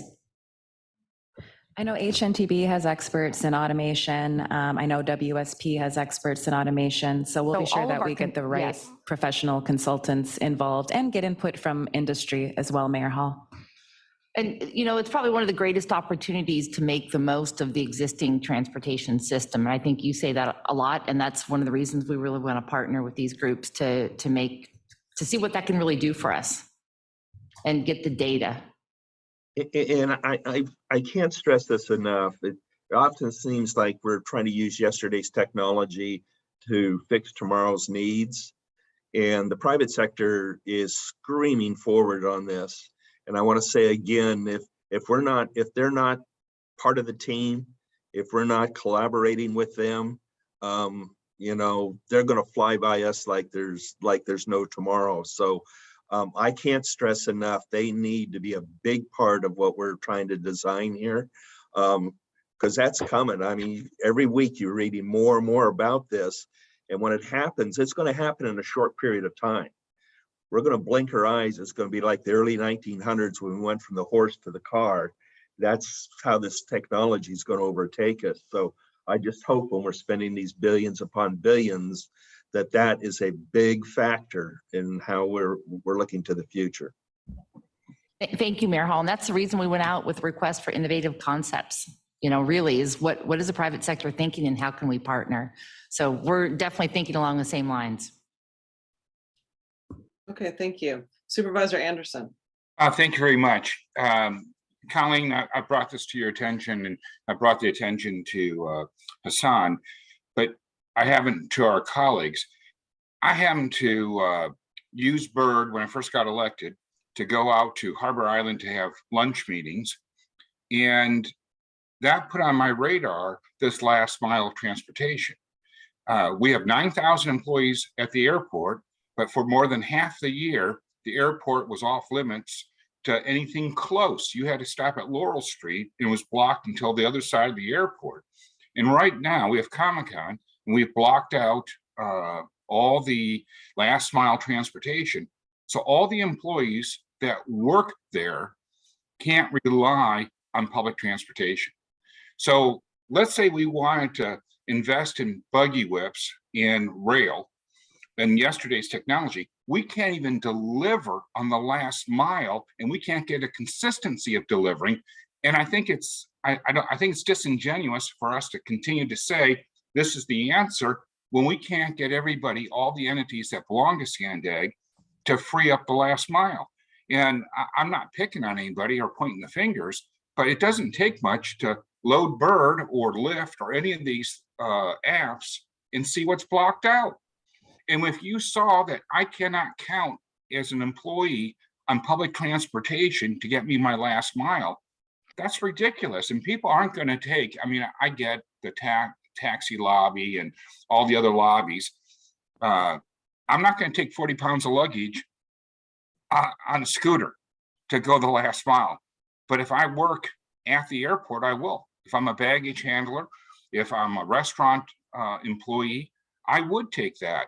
And we've eliminated that possibility. So we even know, because of our inconsistent behavior, whether these are viable projects. And I hate for us to spend millions of dollars on research when we can't do baby steps, let alone run.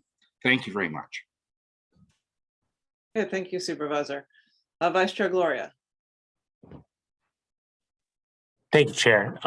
And thank you, Ryan, for the presentation and for what I think is a very exciting project. And I think it's something that's important for us to embark upon. I appreciate the update. I also appreciate the aggressive nature of the timeline, recognizing that, as has been mentioned, both in the staff report and in some of the colleagues' comments about the extreme desire by the public to better access San Diego International Airport.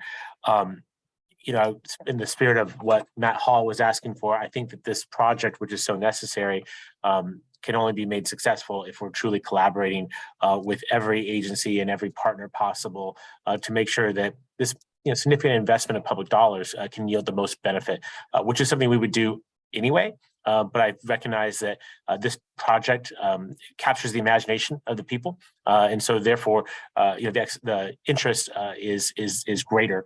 So, Ryan, I might want to just ask about what processes between now and I saw the timeline for fall and winter of this year, will the staff be embarking on to solicit feedback and additional policy setting? I want to acknowledge the comments from members of the board previously of wanting to feel really engaged in this conversation and wanting to make sure that as we move forward, that we have done all that we can to both include board member comment as well as other community stakeholder and agency participation.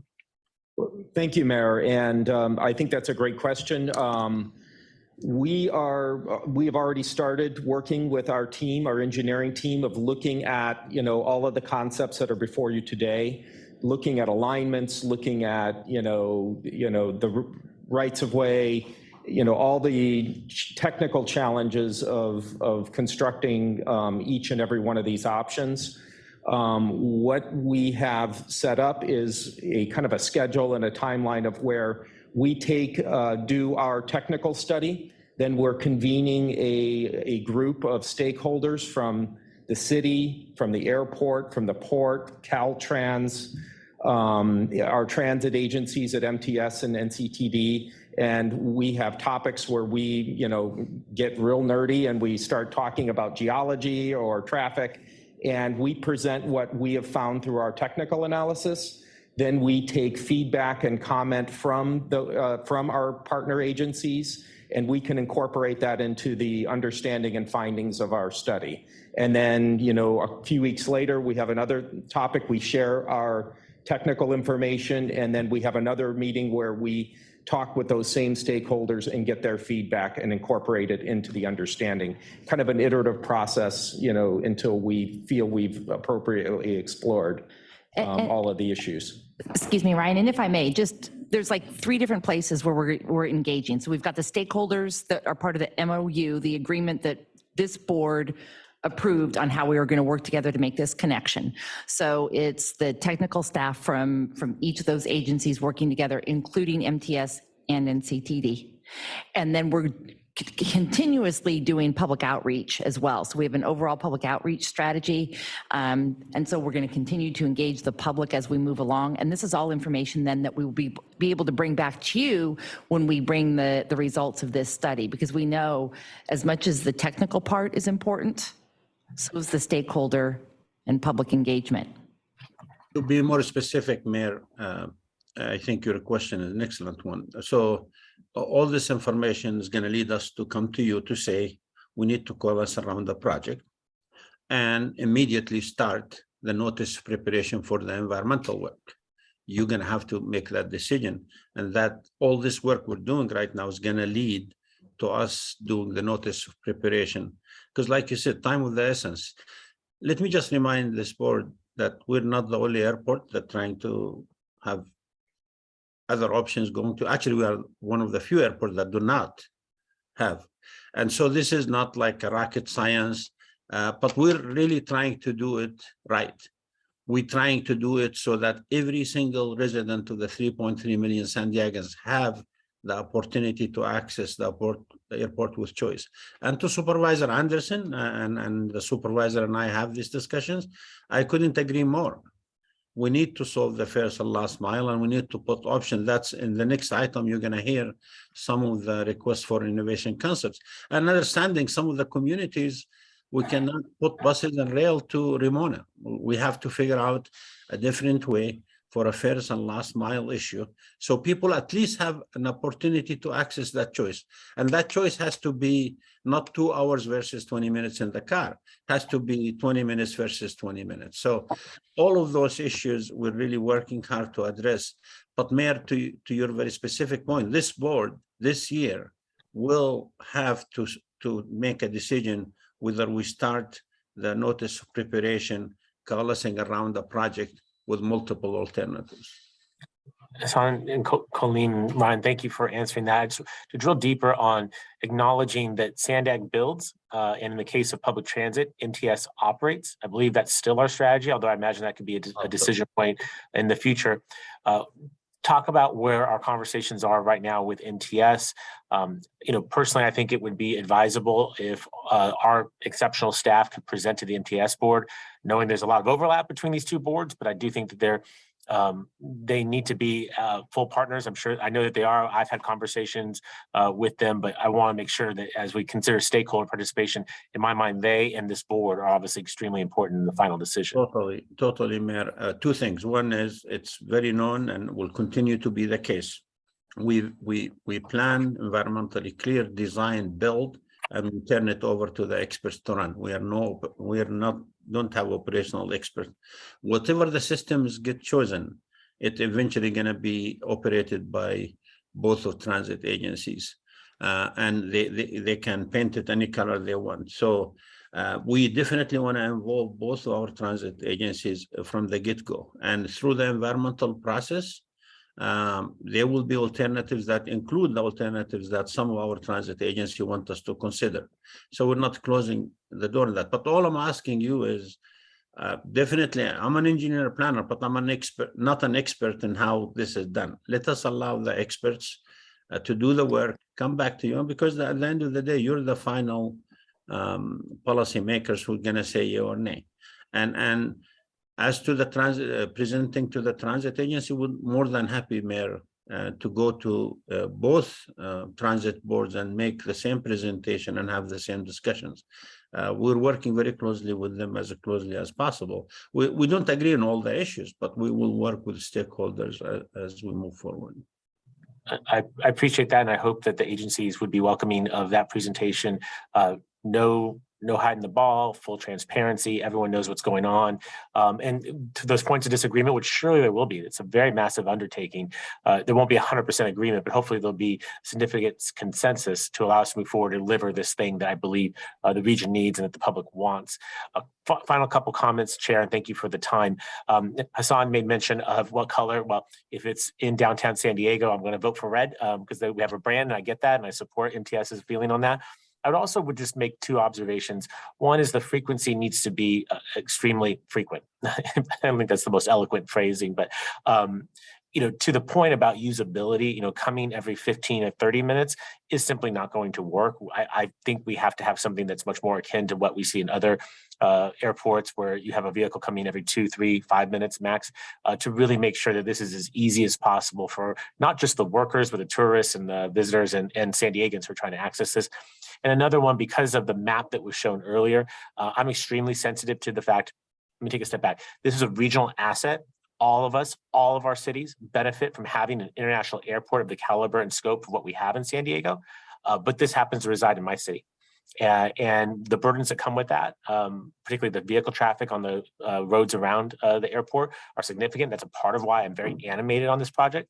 But I also want to be mindful that any sort of elevated structures along the bayfront would be difficult for me to accept or to support. Cities across this country are tearing down the structures that have walled off their waterfronts. And I don't think that we should go in that opposite direction. That is not what's happening yet. That's maybe not even on anyone's radar, but I want to put that out there just for folks to know what I think is important. Working with various partners, including the port and others, we are trying to pull back and create more public space on our waterfront. And so that's an important comment. Last thing I would say is I know that Sandag sees this is a part of a broader effort. The airport transit connection is a piece of a broader effort. And I understand that, and I'm certainly supportive. I think additional accessory development will help make this investment more worthwhile for taxpayers and more used by the public. That said, any of those redevelopment projects, whether it be at Navor, Port, downtown, somewhere else, all insert a level of risk that I understand. And as a member of this agency and as a transit advocate, I would want to make sure that whatever we do does not delay the ability to make this direct connection to the airport. It would be wonderful if everything works out. But at the same time, I think we need to make this connection. This is a quintessential San Diego special. We have a light rail system that is immediately adjacent to our airport, and yet it doesn't connect. I love that this board and this staff are interested in engaging on finally solving this problem. And as we move in that direction, as we spend these dollars to do the research and the preparation, let's make sure that we deliver something to the public to put this San Diego special behind us and really make our transit system and our airport function better for the people of our great region. So thank you for letting me make those comments, Chair. Acknowledging this is an informational item today, and I look forward to hearing more conversation about this, and appreciate staff's good work to reach out to all the relevant stakeholders to make sure that we don't necessarily get 100% agreement, but that we can get consensus and move forward. Okay, thank you, Vice Chair. Council President Ella Rivera. Thank you, Chair. I just wanted to kind of co-sign onto a lot of what the mayor said with respect to the importance of the collaboration and communication with our operators. Hassan, you and I have talked about this a little bit as well. As someone who kind of bounces back and forth between these meetings, a lot of our anxiety at the MTS side with a board full of legitimate transit champions is centered on our anxiety around the structural budget deficit that MTS has, and wanting to make sure that we can we can deliver the rides that people depend on to get to and from work from around the region. And so the more communicative and collaborative Sandag is, as you all are doing what you all are experts in terms of planning and engineering and thinking through some of the operational challenges might be there on the front end, I think would just ensure that the intended result of this effort is what it is. And if I understand that correctly, it's to improve the region's overall transportation system by way of improving the way that we all get to a place that has a huge impact on traffic throughout the region. So I just wanted to think, again, reiterate what the mayor had said there. Certainly agree with him about the importance of that. I know we've already talked about it a bit, Hassan, and want to make sure I use this opportunity to mention it once again. And then lastly, I heard you as well, Hassan, about, you know, making sure that the board provides you all the space to do what they're, you know, for you to utilize your expertise, and when you need additional specialty expertise to go out and seek that. And this is a really, really big board with folks who have a lot of passion and responsibilities to a lot of people. And I really think it's important for us to give staff the space to do their jobs, especially at the tactical level. Staff has incredibly challenging jobs, and if we weigh in too often and down into you know, certain levels, it's going to make it incredibly difficult for them to do the actual work that we need them to do. So this high-level strategic and visionary thinking seems entirely appropriate for this board. Encouraging collaboration across regional agencies and with different jurisdictions seems incredibly important. But I think there's a fine line between us providing that sort of direction and setting those sort of goals, and then also weighing into day-to-day decision-making that staff needs to have the space to make, especially for an agency of this size. So thank you for giving me an opportunity to share that, Chair. That concludes my comments. Thank you, Council President. I appreciate your comment, the mayor's comment. I also want you to know that I was in Los Angeles most of the day yesterday, meeting with leaders, public, private, nonprofit in LA, and they actually look at us as an example of how we move big ideas and we discuss them, and it's not easy. But I assure you this, that no decision will be made lightly. They will be made based on good data, good information. You will be having all the tools you need to make an informed decision. I promise you that. We have no political motives here. We want to move our region forward, allow the engineers and the planners from our staff and the excellent consultant team to do their work. And we're going to be coming to you more often than not and going to our stakeholders if we are invited, because we, like the mayor said, I think important, we're not going to hide anything. Everything is on the table. Everything we did, we're going to do. I want to also remind this board, many of whom I know Mayor Hall and Mayor Gloria were involved, and maybe Mayor Heepner were involved in the Mid-Coast. When the planning started for Mid-Coast, tens of millions of dollars were spent on route that did not end up being the Mid-Coast. That's the nature of planning. You plan, you look at options, you do environmental, you hear the public, the stakeholder, you change around. So the end result of the Mid-Coast alignment wasn't the original one that was studies. And this is past records, says here how much money we spent studying in which route the Mid-Coast. And that's no different.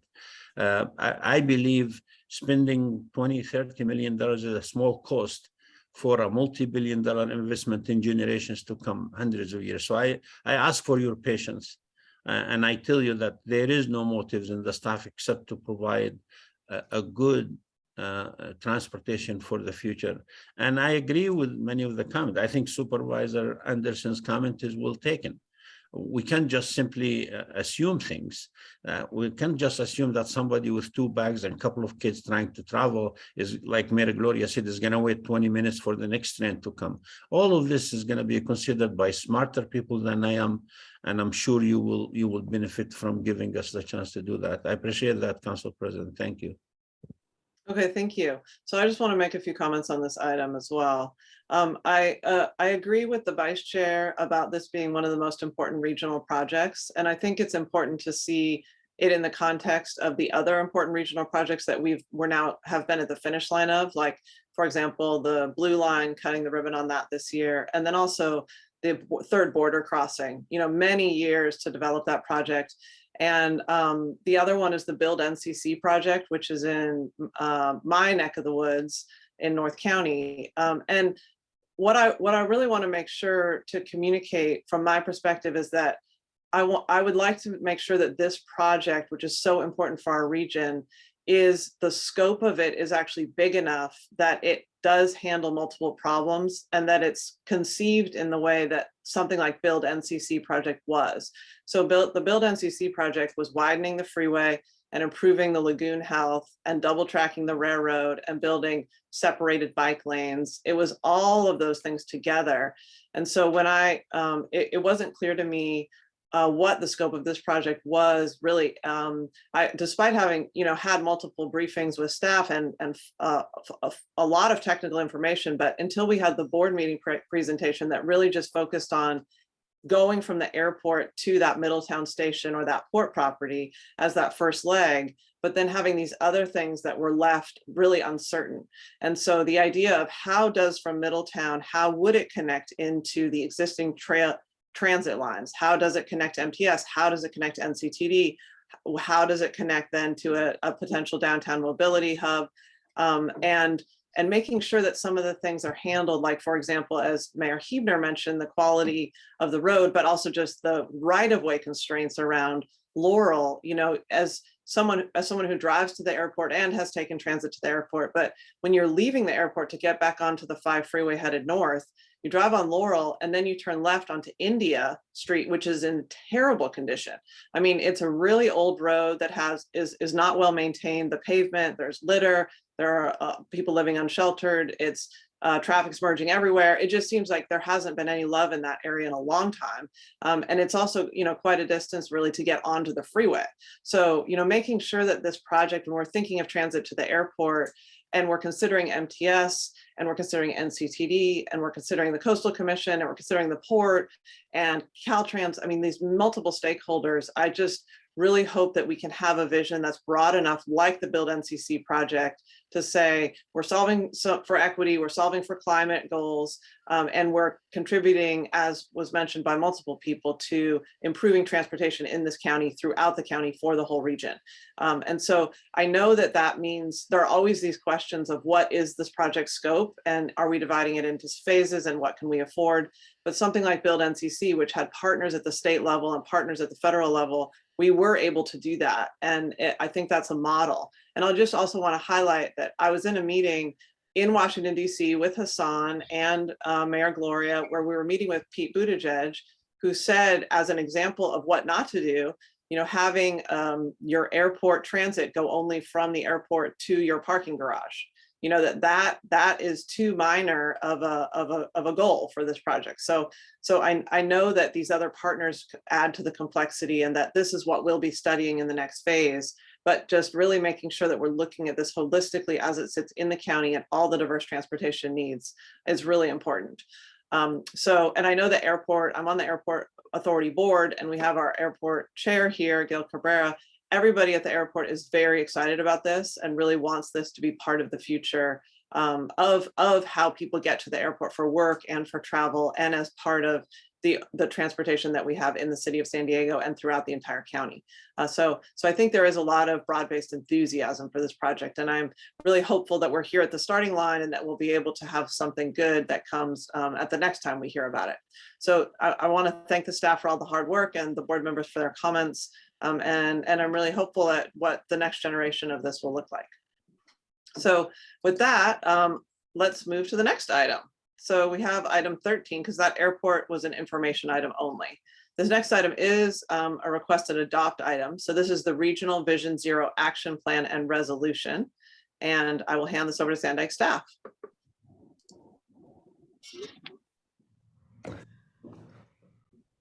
Thank you, Chair, and good morning, board members. My name is Sam Sanford, and I'm joined today by my co-lead in this project, Marissa Mangan, will be co-presenting. Item 13 is an action item requesting board adoption of Resolution 2023-02 to develop a Vision Zero action plan, region safety policy, and safety data dashboard. This transportation safety item is one of the near-term implementation actions from the 2021 regional plan, which included the development of a regional Vision Zero action plan and supporting regional policies. It is also responsive to the two most recent Transnet performance audits that recommended additional safety monitoring, analysis, and planning coordination. This item was also recommended by the Independent Taxpayers Oversight Committee, Transportation Committee, and Regional Planning Committee. Next slide, please. So Vision Zero gets its name from the explicit goal of zero traffic fatalities and severe injuries. It is a comprehensive strategy to eliminate fatal and severe injury crashes for all modes. It addresses the traditional ease of safety, engineering, education, enforcement, and expands to include equity, emergency services, emerging technology, and much more. It is a multidisciplinary approach, bringing together diverse and necessary stakeholders to address the complex problem of traffic safety. This is a nationwide initiative modeled after worldwide practices. Across the United States, there are over 50 communities that have adopted Vision Zero or committed to it with goals, public commitments, plans, strategies, timeframes, and resources. These include our very own cities of Chula Vista, La Mesa, San Diego, and Encinitas, actively working on Vision Zero initiatives. At the state level, Caltrans Director Policy 36 has a vision of zero roadway fatalities and serious injuries by 2050. At the national level, the U.S. Department of Transportation has its National Roadway Safety Strategy, which acknowledges zero as the only acceptable number of deaths and serious injuries on our roadways. A main tenet of Vision Zero is the rejection of the idea that crashes are inevitable. Vision Zero also recognizes that people will sometimes make mistakes. So the road system and the related policies should be designed to ensure that those inevitable mistakes do not result in severe injuries or fatalities. Within our region, we have on average 230 lives lost on our public roads each year. An additional 1,400 people suffer severe or life-altering injuries from traffic crashes. And unfortunately, these figures are trending in the wrong direction and have increased in recent years. Looking nationally, the National Highway Traffic Safety Administration, or NHTSA, estimates that over 42,000 people died in traffic crashes in 2021. To put that in perspective, this would be the equivalent of 2 jumbo jets crashing every week for an entire year. Now, turning to background on safety coordination, and specifically with the Independent Taxpayers Oversight Committee, which has really helped advance safety planning. As I mentioned earlier, the 2 most recent triennial performance audits recommended additional safety monitoring, analysis, and planning coordination. For this past fiscal year, the ITOC established a regional safety working group to help address these recommendations. And they requested from staff an initial report on best practices at other metropolitan planning organizations like Sandag, and this is linked in today's staff report. One of the best practices that was found in that research was the adoption of a resolution, such as a Vision Zero or safety resolution. In June, ITOC also recommended that the Board of Directors pursue a comprehensive safety program and allocation of resources to support this effort. So I'll now turn it over to Marissa for more on best practices and recommended approach. Thank you, Sam. At the request of the ITOC, staff developed a best practices report for regional safety programs based on interviews conducted with 5 metropolitan planning organizations and a program review of 11 more. We found that safety planning is actually a very common role for MPOs to fulfill with varying levels of involvement. Common elements of these programs include centrally managed safety data, regional transportation network analyses, formation of a task force to discuss and coordinate around safety programs, prioritization of equity, and the development of Vision Zero policies and an action plan. Both the ITALC and Social Equity Working Group support pursuit of a comprehensive safety program based on these best practices. We've outlined a three-pronged approach for supporting Vision Zero implementation efforts at the regional level. First is the creation of a regional safety database to inform Vision Zero planning and policy development while carrying out vital safety analysis and monitoring.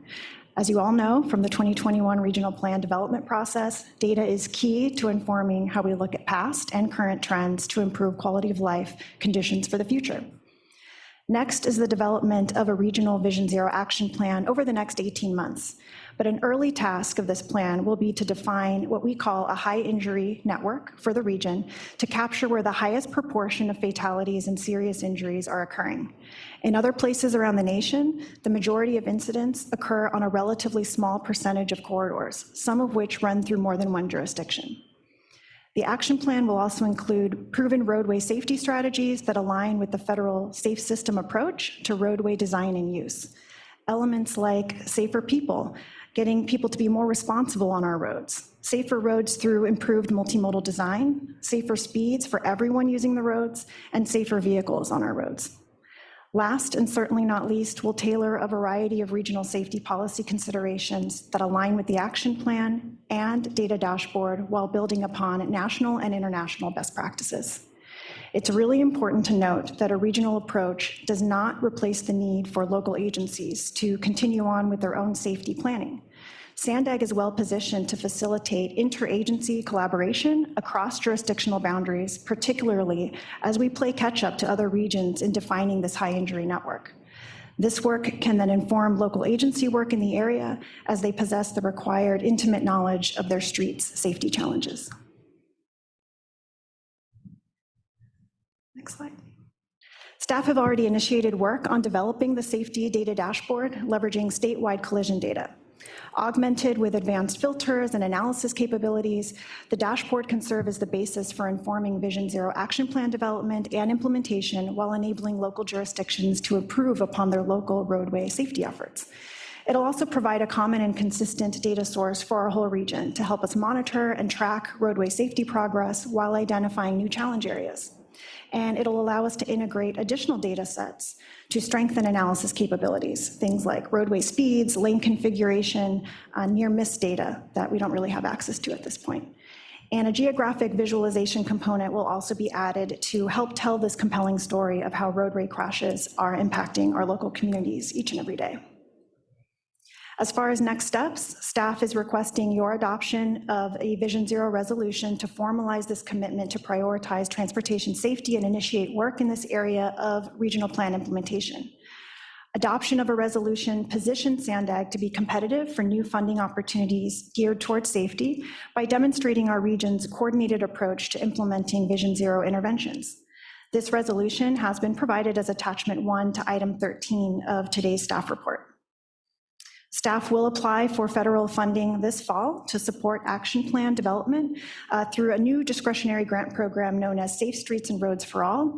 And should we be successful in obtaining the grant funds, it'll enable any of our local jurisdictions and tribes to apply for Vision Zero implementation federal dollars in future funding cycles. We'll also be forming a safety task force to support regional safety planning efforts, and we've already started actively coordinating with local jurisdictions on the safety data dashboard so they can use it to inform local decision-making. So given this update on Vision Zero implementation efforts and per the recommendation from the Independent Taxpayer Oversight, Transportation, and Regional Planning Committees, the Board of Directors is asked to adopt resolution number 2023-02 to develop a Vision Zero action plan, regional safety policy, and safety data dashboard. And that concludes our presentation. We welcome any questions and comments. Okay, well, thank you very much for that presentation. Let's go to public comment first. Thank you. We have three public speakers on this item. First will be Alan Curry, who will be followed by Catherine Rhodes. Alan, you can go ahead. Thank you, Francesca. Topic here is safety action plan. My earlier statement just to emphasize that it was from Chula Vista, but again, it's a safety issue, as I mentioned earlier. You guys are talking about the 230 lives lost every year, but what are you going to do when you have people forced to take the bus at 4 o'clock in the morning with a load of luggage? That's not a hypothetical. That's a reality. Any city, Ramona, San Ysidro, any city. The jumbo jet analogy and the presentation here does seem a little overboard, but will the same charge of concern be applied to a public forced to take that MTS stop during the night because we're being taxed on our vehicles, not just the airport, but for anything? Let me quote back. Quote, San Diego region loses 230 lives each year on our roadways. Nearly 1,400 people experience life-altering injuries from traffic crashes. But what's not in the report is the tens of thousands near misses that could get exacerbated through policies placed by this board. I bring you again, as I did last time, 805. You've got the buses taking the emergency lane on the 805. A little bit of history, 805 lanes were previously narrowed to accommodate an additional carpool lane, and yet California policy allows motorcycles to actually buzz through between the traffic, even at full freeway speeds. That alone is dangerous. Now let's throw in the semi trucks along the side of the road, taking the far right 2 lanes, and now the bus hogging in, pushing them over. You're just asking more traffic. What engineer thought this was okay? So really, I mean, I get the climate thing and all that, but now you're talking about lives and holding up by putting a bus on the emergency lane, kicking up rocks, first of all, to the cars because the emergency lane normally isn't used. But you've got a huge bus on the emergency lane from Chula Vista all the way to downtown, taking the emergency lane, and you got motorcycles buzzing between traffic in the other lanes. How is that okay? So in your report, maybe throw that in of possibly maybe that bus idea. It's probably not a good idea. Thank you very much, board. Thank you. Our next speaker will be Catherine Rhodes, who will be followed by Jesse O'Sullivan. Hello, this is Catherine Rhodes, and I just kind of wanted you guys to remember for safety on Laurel Street by the airport, the Rental Car Center EIR and California Coastal Commission approval required the Caltrans direct flyover ramps from Interstate 5 to Pacific Highway just north of the rental car center. So all of the traffic that is normally on Laurel Street will now go supposedly onto Pacific Highway, which will be great. And there'll be direct on-ramps right there. The thing is that it has to be paid by the airport because, it's mitigation for their project. And so they came up with the thing, they can't pay for offsite mitigation, which we know now is a lie. But still, I'm not sure if the San Diego County Regional Airport Authority asked the FAA, LDO, and LA for funding approval for this. It was supposed to already be prepaid a long time ago. And so also for, the main thing about Vision Zero is that you need grade separation between different modes of travel. And I just want you to, think about my La Playa plan, which is, an underground corridor, transportation corridor. And this could be a proof of concept for the Airport Authority project. And what it is underground on existing port tidelands that are owned by us, the people of the state of California. They're not owned by the port or the airport. So there's no right-of-way considerations because we do own the land. And then what it is 40 foot wide by 40 foot deep. I showed you kind of a video of that. And what you would have is one level would be for your people mover. Another level could be for, for whatever you want to, bicycles or people. And so I want to ask that as part of the transportation corridor, if you look for an underground corridor from the Central Mobility Hub over to the airport, that you actually take into account that you could have grade separation for bicycles and for people. And so people could see the wonderful opportunity that you have when you future-proof against sea level rise by using this, what I call a bathtub foundation. And you get rid of your liquefiable soils and you create underground space. And it's very much could be used for safety and for grade separations of, as much as you want. And you could even have one level, what I said before, give one level to Elon Musk, the bottom level. That way he could pay for it all. And this could be done on all our port tidelands, all the way from, going down from the border, then up the corridor, all the way to Pacific Beach. Thank you very much. Thank you. Our last public speaker on this item will be Jesse O'Sullivan. Jesse, you can go ahead. Good morning. My name is Jesse O'Sullivan. I'm policy counsel at Circulate San Diego. We're a local nonprofit dedicated to creating excellent mobility choices in vibrant, healthy neighborhoods. I'm calling in first to voice my excitement and support for the idea of a Sandag Vision Zero plan. It's really great that Sandag is getting involved on Vision Zero, and I'm glad that staff has brought this forward. We do have some concerns about the way that it's being designed. And basically what the concern is that we would like to see Sandag in the role of supporting local jurisdictions in making their own Vision Zero plans. And the reason is that, as we've seen with the bike plan, there can be sort of a double planning exercise where Sandag makes one plan and then it comes time to actually build it, and the city has a different idea about what they want, and then you have to go back to the drawing board and work in what the city wants. And since the cities are the ones that own the streets and get to decide what's on there, it's important that they're the decision makers, because that's what's going to create the political buy-in to make sure that things actually get built. And it's what's going to avoid that double planning process.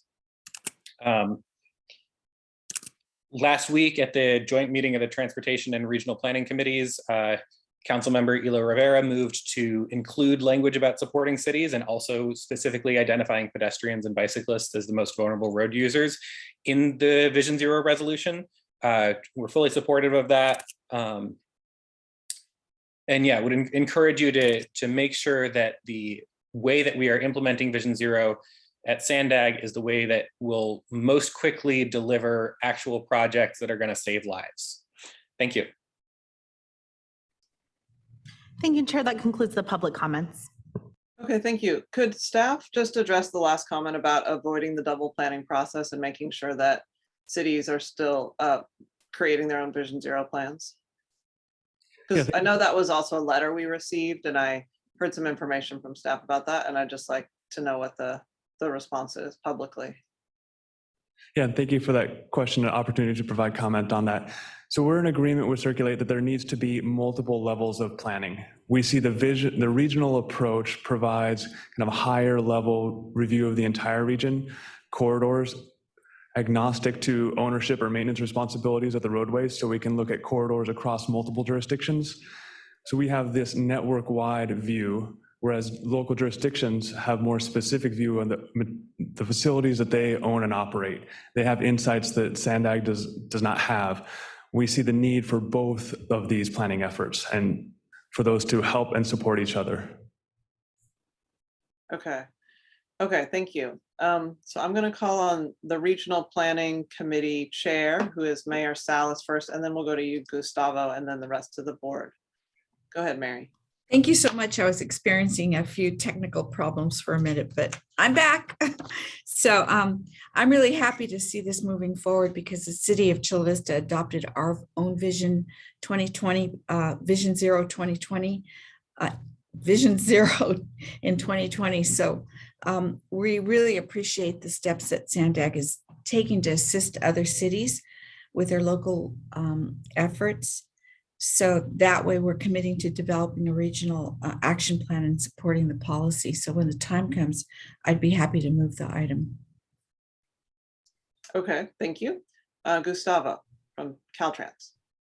Thank you, Chair Blakespear. Good morning, board members. I want to thank Sam and Marisa for the excellent presentation and speak just very briefly in support of this item for a couple of reasons. Like Sam mentioned, this is an action that is consistent with state goals, that have been expressed in many planning documents at the state level, and also by Caltrans' own safety first goal.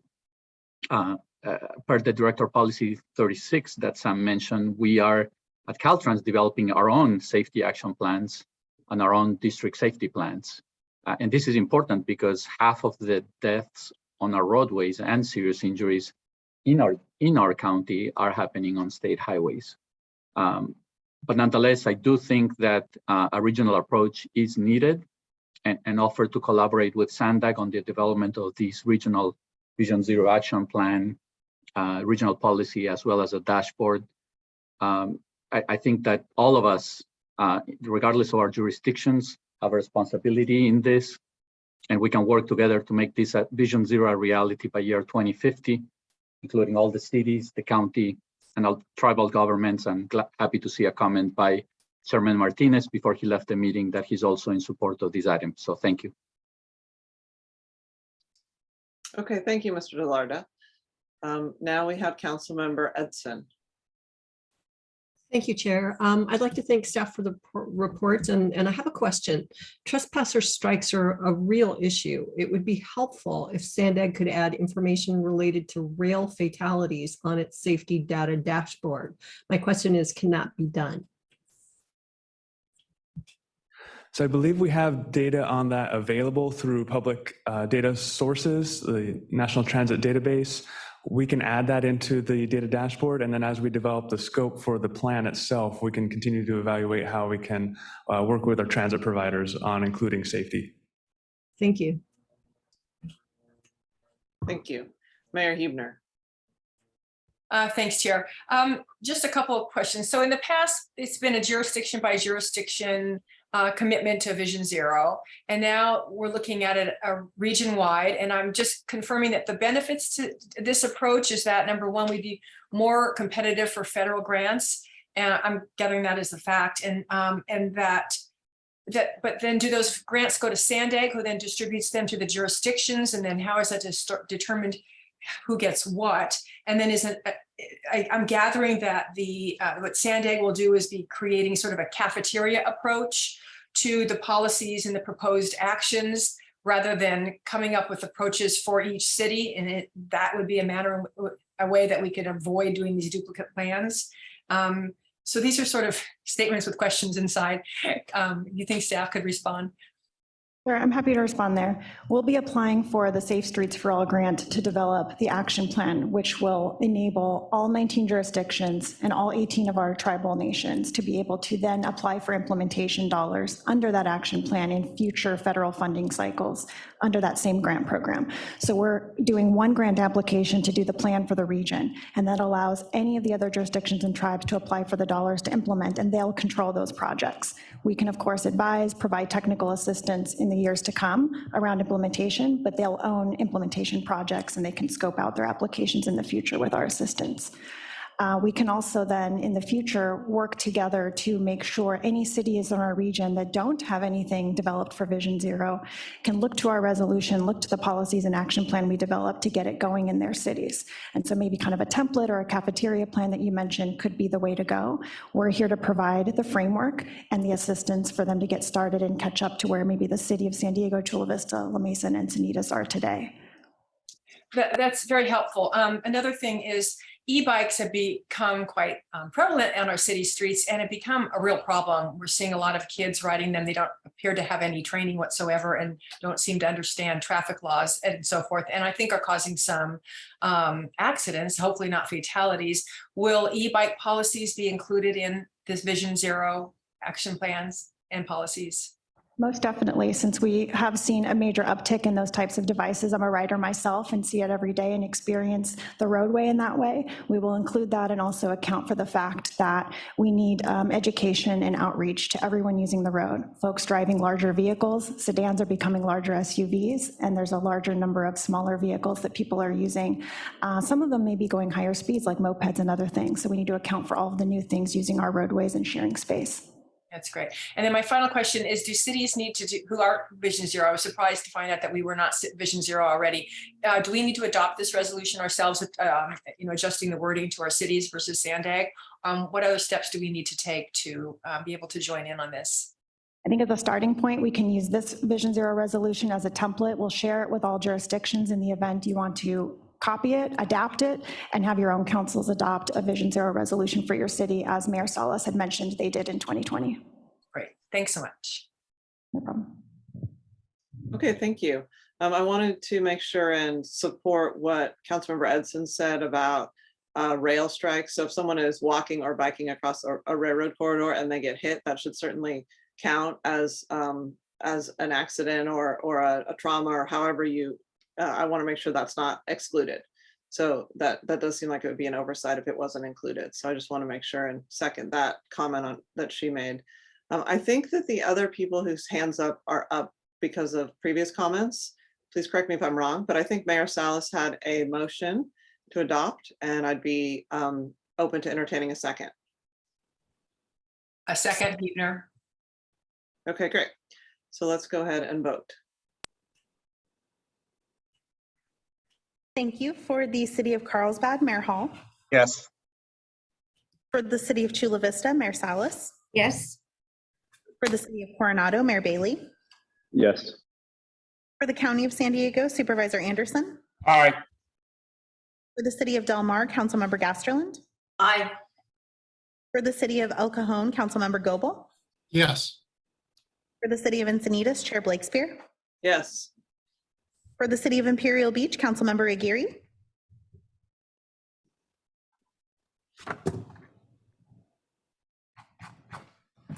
I believe the City of Imperial Beach is now absent. For the City of La Mesa, Vice Mayor Shu. Mesa, yes. For the City of Lemon Grove, Mayor Vasquez. Mayor Vasquez, yes. For the City of National City, Councilmember Rios. Aye. For the City of Oceanside, Councilmember Rodriguez.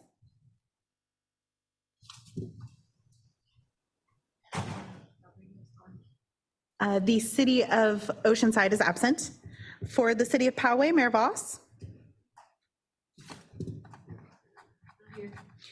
The City of Poway is absent. For the City of San Diego, Vice Chair Gloria. Aye. For the City of San Marcos, Mayor Jones. Jones, yes. The City of Santee is absent. For the City of Solana Beach, Mayor Huebner. Huebner, yes. The City of Vista is absent.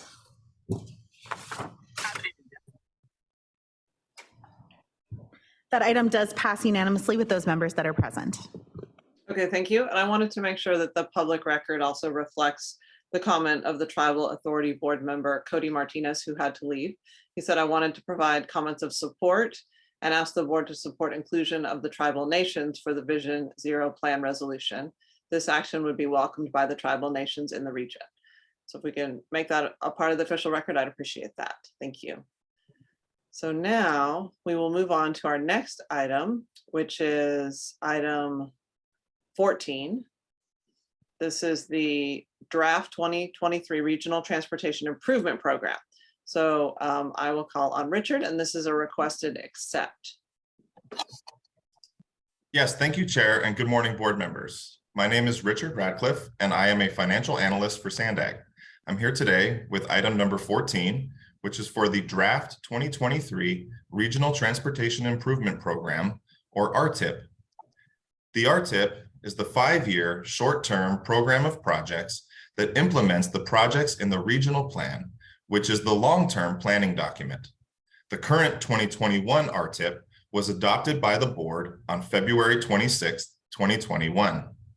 The RTIP gets updated every 2 years, and this item is the biannual update of the RTIP, which will cover fiscal years 2023 through 2027. The 2023 RTIP implements the 2021 Regional Transportation Plan, which extends to 2050 and includes the funding approved in the fiscal year 2023 Sandag program budget. Projects are added to the RTIP once funds are committed to the projects.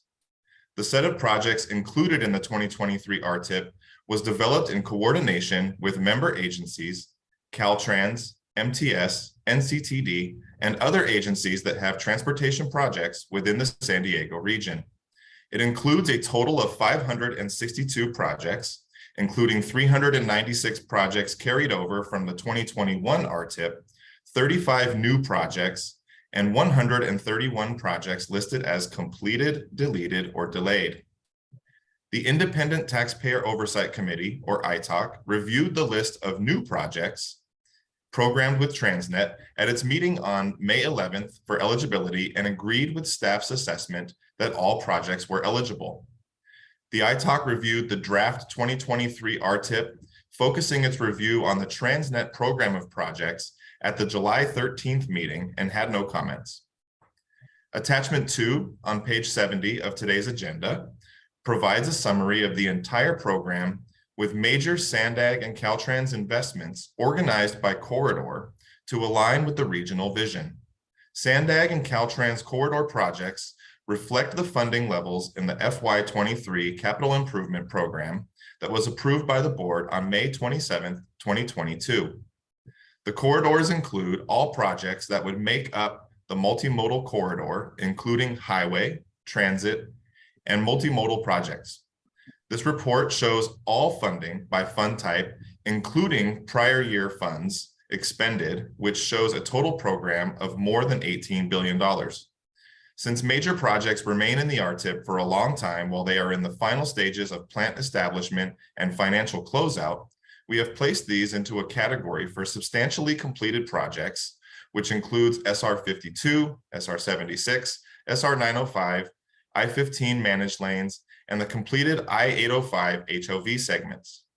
In addition to the corridors, this report includes categories for operations and maintenance, active transportation, local improvements, and transportation systems and demand management. To provide additional insight into how the funding is split by mode, we've included attachment 3 on page 71 as a quick visual which illustrates that 20% of programming is being applied to highway and multimodal facilities, and 6% is going to transit. For this chart, multimodal includes HOV and managed lanes and connectors, transit priority lanes, and CMCPs. The draft quantitative emissions analyses for the draft 2023 RTIP and for the conformity redetermination for the 2021 regional plan have been conducted, and the draft results indicate that both meet the air quality conformity requirements. These results can be found in attachment 4 on page 72. The investments in the 2023 RTIP make progress towards the goals established for federal performance measures for safety, pavement and bridge condition, system performance, freight and congestion mitigation and air quality, and transit asset management and transit safety. The 2023 RTIP includes $1.3 billion programmed for safety projects and safety features, $497 million to help preserve, maintain, or enhance the condition of national highway system facilities, and approximately $1.4 billion in support of transit asset management targets. Based on feedback from the Social Equity Working Group, in line with the new U.S. Department of Transportation Equity Action Plan, and to fulfill a commitment made to the board, Sandag has performed the first ever social equity analysis on the projects programmed in the 2023 RTIP. The results of this analysis confirm that the investments in the RTIP are distributed in vulnerable communities consistent with the populations in those communities. These results were presented to the Social Equity Working Group on June 23rd and are outlined in Appendix G of the draft 2023 RTIP document. Pending final QA and QC of the data, staff plans to present the analysis to the board in September, along with the adoption of the final 2023 RTIP. Sandag is required to submit the final 2023 RTIP to the state by October 1st of this year, after undergoing the necessary public review process.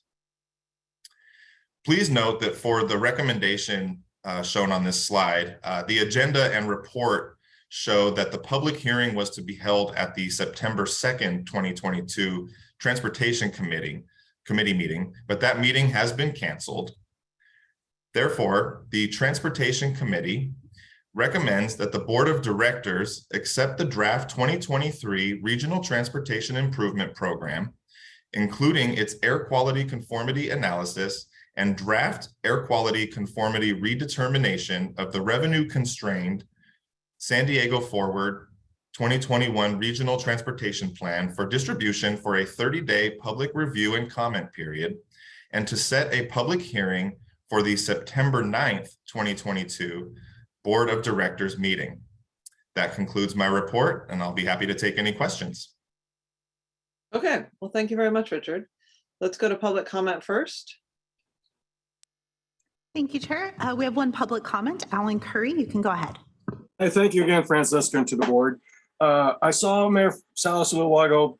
Mayor, thank you so much, along with John McCain taking the lead and the entire board, that unanimously voted to remove the toll in 125. 5 years just seems too long. Please push it sooner and make the freeway available for all. Transportation improvement theme. It is very disappointing at the last meeting, the Caltrans rep, their only concern was, would the removal of that toll affect the climate action and not to the commuters suffering gridlock, having to pay a fee to drive on an unused toll road 125. In light of the current inflation, this truly breaks my heart and the backs of the working class. Caltrans is supposed to be working to serve the public needs, and obviously that's not happening. The bus driver I mentioned earlier about the safety, tolling down that experiment merchant lane also controls all the on-ramp red lights from Chula Vista downtown. How do numerous cars waiting every morning and of course every evening for one empty bus 1/4 mile away to shut the lights off to red only to drive by? How does that help the climate agenda? So I ask again, what will Sandag do on these plans after removing all these lanes when the electric car takes over? Rhodes promised not to deliver decades, literally decades since 1987 transit funding and robbing our gas taxes, ever increasing gas taxes to bike lanes and road bus lanes. Please consider that personal electric vehicles will take over. I've got 7 cars, amazingly, and one of them is a Tesla. Beautiful car, no transmission, no rim. I love them all. But the point is, eventually, electric car will take over, and it will meet any climate action passed on down saying you need to do this, you need to do that. So the focus needs to be how we serve the needs of the public, that when the majority of electric vehicles do take over and you've done ripped up our roads. The focus needs to prevent accidents and future gridlock. Thank you so much, board. Please do the right thing.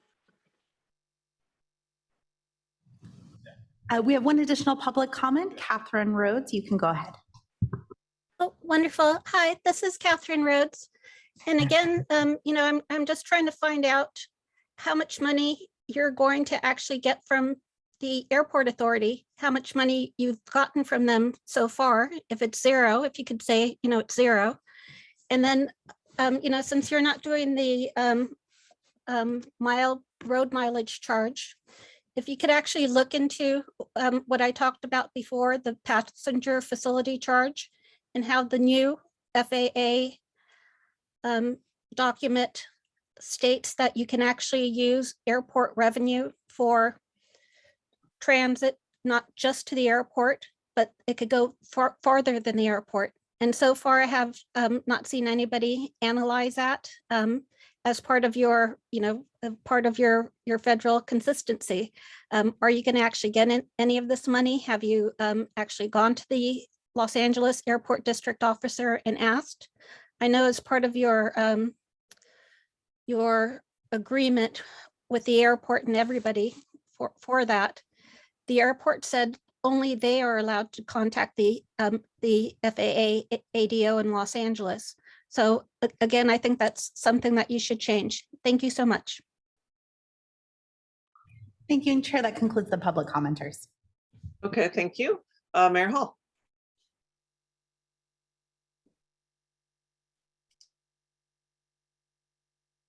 Yes, sorry, get the mic ready.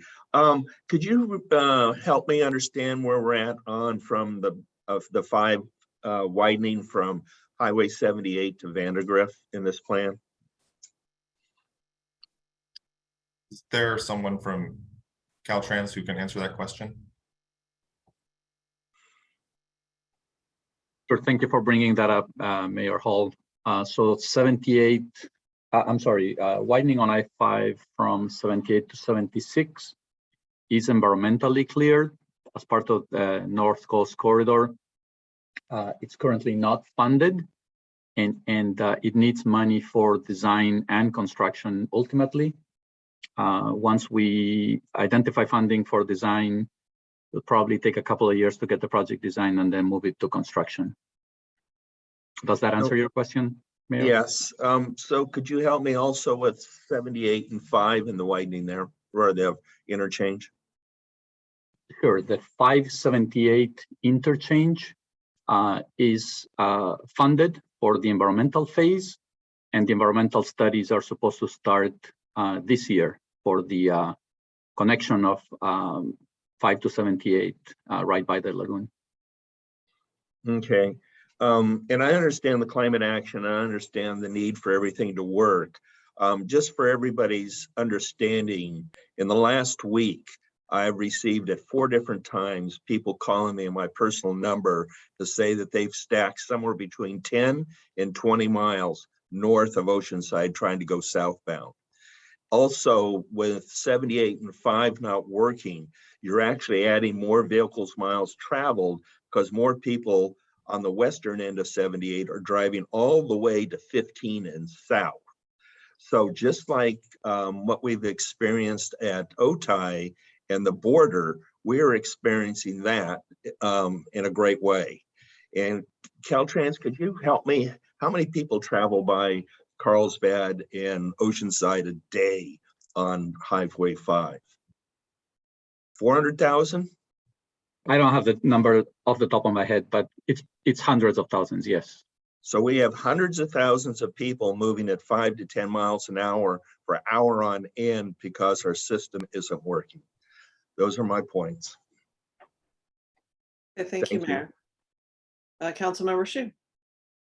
Thank you. I just wanted to point out something at the very end of this report, or actually one of the attachments. I guess is attachment 2 at the very end with regards to compliance with federal air quality conformance as well as ozone standards. And that's something that I wanted to just point out, that I know this ITIP may comply with certain regulations with regards to reduction of pollution in certain areas, but I just find that the numbers on that particular chart, I think it's page 16 or 5.8, kind of alarming that we still have vehicle miles, average weekly vehicle miles increasing in our region rather than decreasing. And I believe at least a couple of years ago, we've had representatives from Air Pollution Control District explain why we need to reduce vehicle miles travel rather than increase, even with the conversion to electric vehicles. So I have concerns that even though we may comply with certain regulations, this ITIP is deficient in meeting really our needs in California and our region to reduce vehicle miles travel and reduce congestion. I also find the numbers for NOx emissions, other pollutions, which affect our health in our communities, the reduction just not sufficient. I want my ear to be cleaner sooner rather than later. So I find these numbers to be something that may comply with certain rules, but certainly doesn't comply with, I think, our goals to reduce pollution and illness in our communities. And as we address equity issues, this is something that we should be more concerned with. So I hope in our ITIP analysis at some time in the future, maybe not this one, we do bring in equity and we bring in goals that are a much higher standard than the federal standards. Thank you. Thank you, Council Member. So I would entertain a motion on this. This is looking for an accept. Councilman Shu, I'll go ahead and move to accept. Okay, what do you want? Thank you. Would you like to move the full staff recommendation? I'll just take that as what you said, basically, Councilmember Shu. Yeah. So let's go ahead and vote. Chair, is there a second on the floor? Yes, I think it was the vice chair, wasn't it? Correct. Yeah. Thank you very much. For the City of Carlsbad, Mayor Hall. I'd like to make a substitute motion, please. Okay, go ahead. that we hit the pause button, go back to a workshop setting and rediscuss what we're doing here in the future. I don't think it's totally aligned where a major part of this county is at. And I think we need to sit down and have a honest conversation amongst ourselves to get better in line to who we are. We're awful divided and we're still continuing down this path. So my motion is that we pause, not vote on this today, but we go to a workshop setting to have an honest conversation about our future. I'll second that motion. Okay, so we have a motion and a second. But does the staff want to respond in any way to what the passing of the substitute motion would mean in terms of delay? Well, we need to have this submitted to the state by October 1st, which that, depending on the timing of that workshop, it could set us back on meeting that deadline. So let me just, and Sue, you chime in here if you need to. This is a routine thing to keep the funding going, could keep the progress happening. If you don't agree with certain aspects of the funding, that's fine, but we don't have the time to wait. So now you can reject this, but just know that there is risk of not only losing funding, but losing the ability to move forward a lot of projects. Thank you, Hassan. Yeah, I just want to point out just how the rules work. If the state, if Sandag fails to submit an RTIP by the October 1st deadline to the state, we won't be part of the state's FSTIP that gets approved by federal highways, and we won't have access to any funding at all after the end of the federal fiscal year. Well, and also, aren't we going into a public comment period where we'll be able to accept suggestions? Exactly. And that's what this accept motion is. Correct. Yep. Okay. Councilmember Gasterland. Yes, I have a question. First, a comment. I fully support the idea of a workshop. I think that would be fruitful.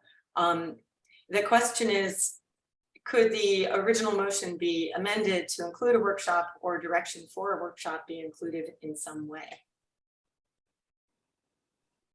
Does the motion maker, Mayor Hall, want to consider that? That's basically what I think you said, Councilmember Gasterland, is to accept this staff recommendation, but include a workshop as part of the acceptance. Is that what you're saying? Yes. Okay. Yeah, and to clarify, once we apply, when Sandag applies for this funding, if the workshop were to yield modifications and alternatives, will we have the flexibility to make modifications to what the money is spent on? Madam Chair, as a point of order, right now the substitute motion is on the floor, and a modification of the original motion would So not. actually, I agree with the chair. I'm sorry to interrupt, but I'll suggest my modification to the substitute motion. I'll accept that. I'll accept that as well on the second. Okay. Could you restate your question about the modifications? I'm confused. Sorry, I was asking for an amendment to the substitute motion where the amendment would include holding such a workshop as was discussed.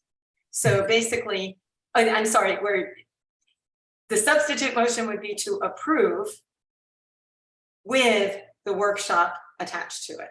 So that wasn't, if I may, if I understand, the substitute motion wasn't to approve, right? So are you changing? correct. So this would be to amend the substitute motion to approve and to hold the workshop. Into that, I am willing to do that as long as it's done in a timely manner, meaning sometime in the next month or two that we do this. We would like to do it sooner than later. And I think in fairness, this isn't just one or two of us. This is probably eight cities that have been asking for a pause to look at this from a different perspective. And so if we were ever to get this thing across the finish line, which ultimately is a tax measure, you're going to need about 80–90% of this board to be in alignment. And we're not there. We need to get there. Well, just with all due respect, right now we're trying to make sure that this region continue to access state funding.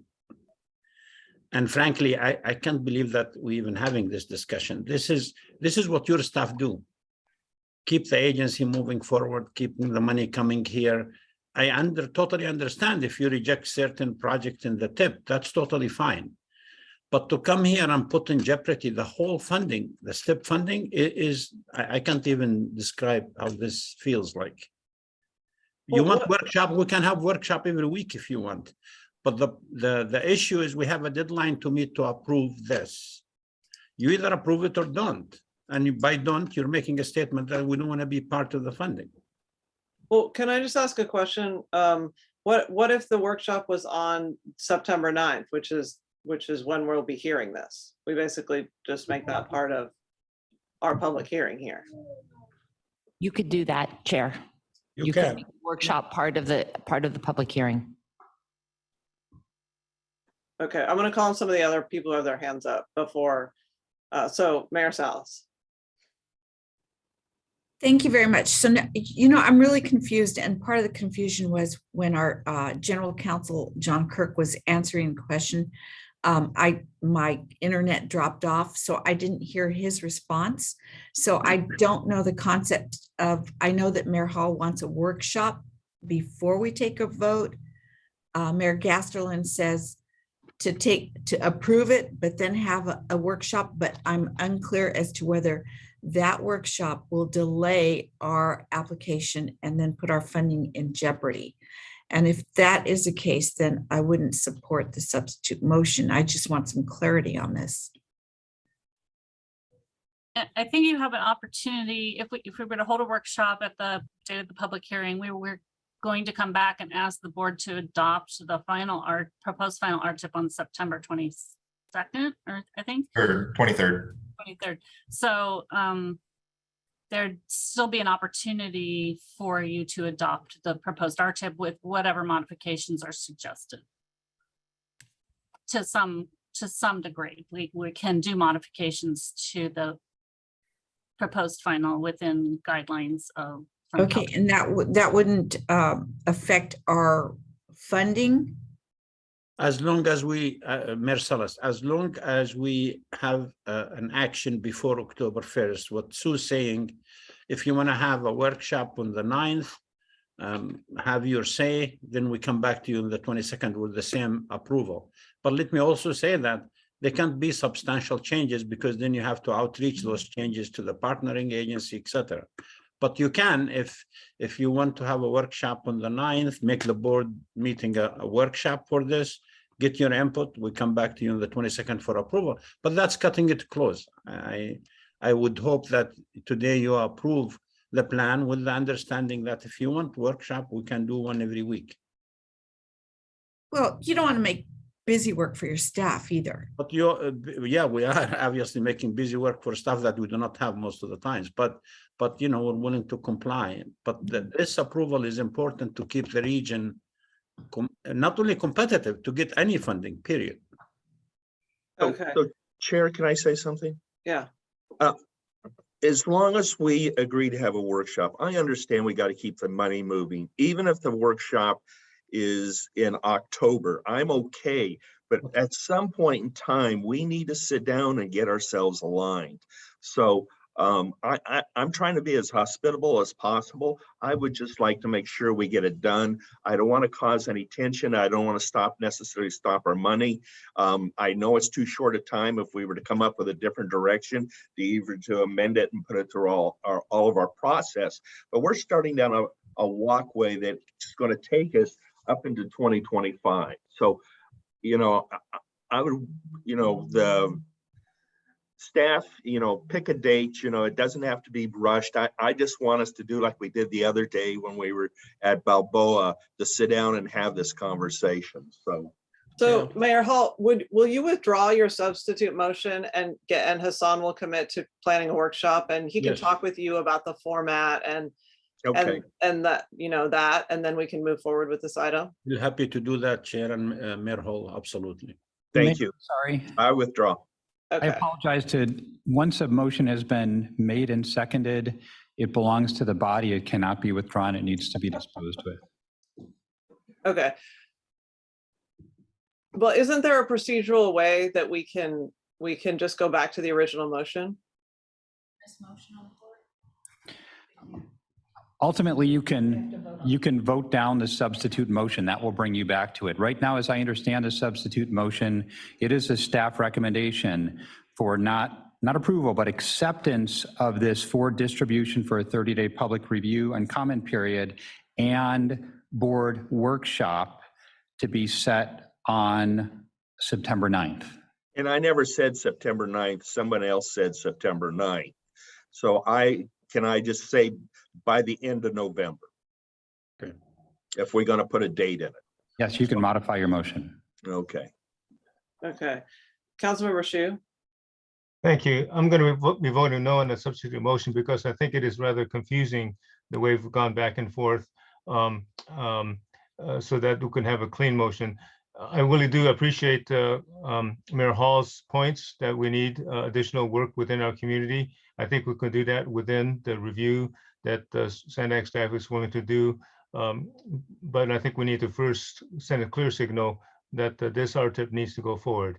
And I trust that staff and working with all of us will have additional conversations, as Mayor Hall suggested, between now and when we have to fully adopt this in September. I do commit to Mayor Hall that we'll do, and I appreciate what he's asking for. We'll do we will do the workshops in the future. Correct, and that's why I'm suggesting that's why I'm not going to vote on the substitute motion, and for us to go back on the original motion with the commitments that Hassan has just made.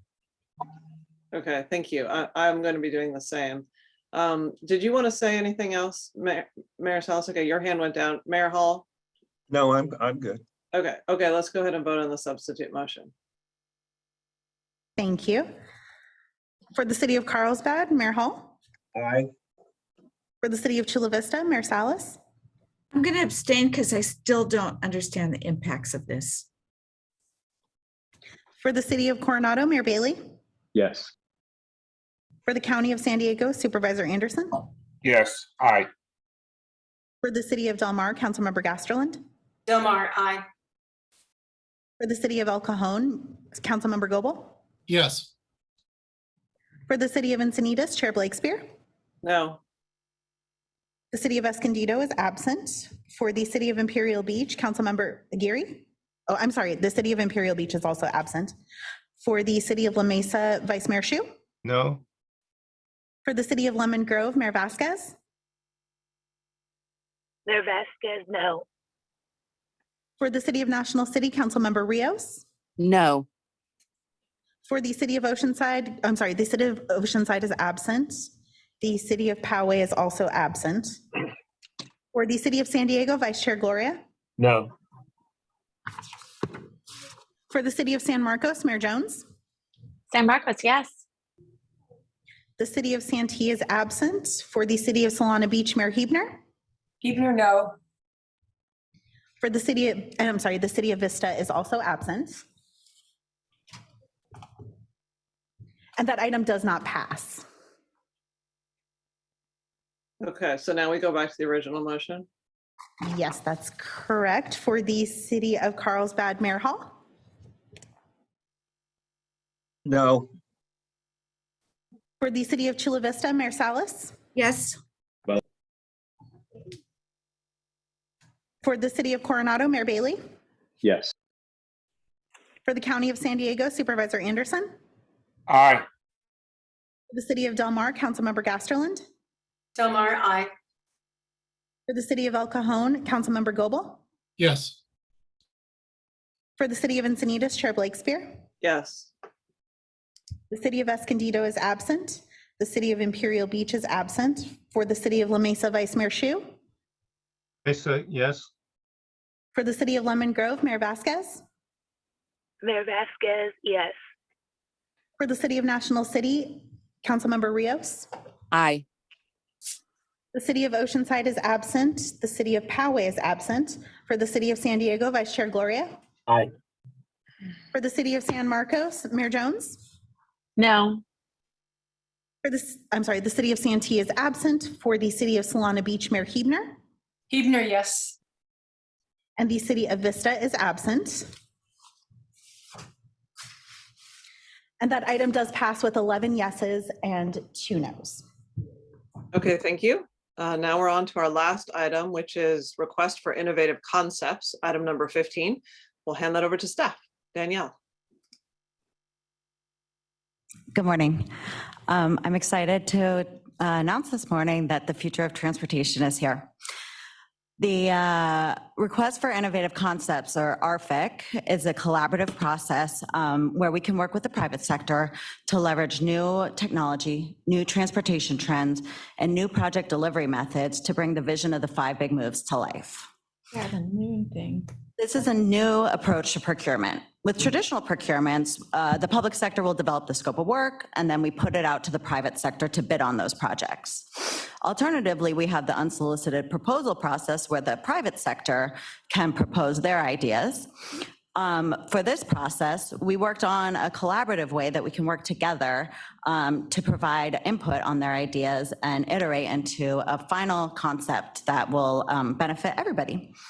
The RFIC was developed as a phased competitive procurement that will allow us to collaborate and harness the private sector's innovation and ingenuity while also aligning it with our regional goals. The procurement asks for the submission of innovative concepts to help achieve our goals of a transportation system that is faster, fairer, and cleaner. The procurement asks for concepts that could be implemented in the next 5 to 10 years. Proposers weren't limited to a specific geographic area or a type of transportation mode. They could propose on anything they wanted. However, we did include 5 key transportation challenges for their consideration. You can see on the slide the 5 key transportation challenges that we included, and that was the Blue Line Trolley Corridor, looking at a faster connection between the border and downtown. Decentralized employment centers around the county, which are difficult to serve with traditional public transit. Downtown connectivity, while we do have lots of transit downtown, it's difficult to make a lot of trips, like from the convention center to Balboa Park, for example. Also looking at border congestion, which has impacts on the quality of life, air quality, and the economies of both of our nations. And then east-west connectivity, really tackling the peak period congestion on some of our major corridors like the I-8, the 94, and 78. We received 18 proposals in late January. All proposals included comprehensive project teams, including engineering firms, construction, technology, financing, outreach, really a comprehensive approach with expertise all around. The evaluation committee had internal staff and then partners from within the region and also experts from outside of the region to review these 18 proposals. The proposals were evaluated on 4 criteria: their effectiveness at addressing the transportation challenges and goals, the project readiness and feasibility of delivering the projects, the experience of the project team and the quality of the proposal, and finally, the project costs and partnership opportunities in the delivery model. After reviewing the innovative concepts, the evaluation committee decided to interview 8 of the project teams, and at the conclusion of those interviews, 3 projects were selected for advancement, and we had a lot of diverse proposals that were received, and many of them were great. So excited to move forward with the top 3. First, we have a submission from BEEP being supported by a robust team.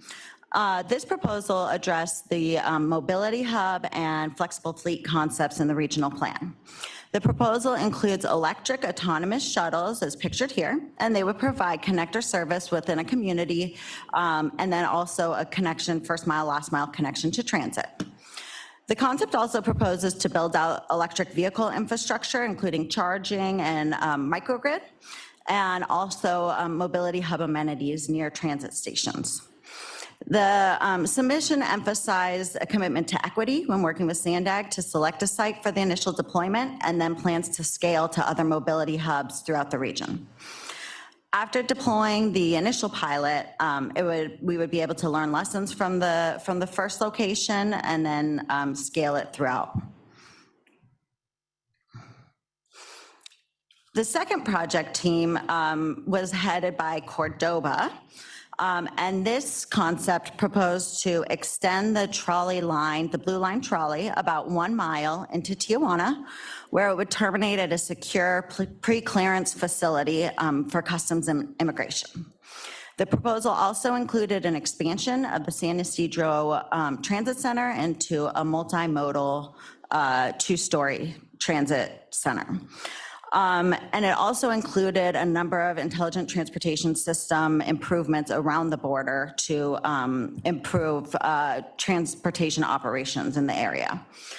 So this concept would improve travel choices across the border, ease congestion, and also improve air quality in the surrounding communities.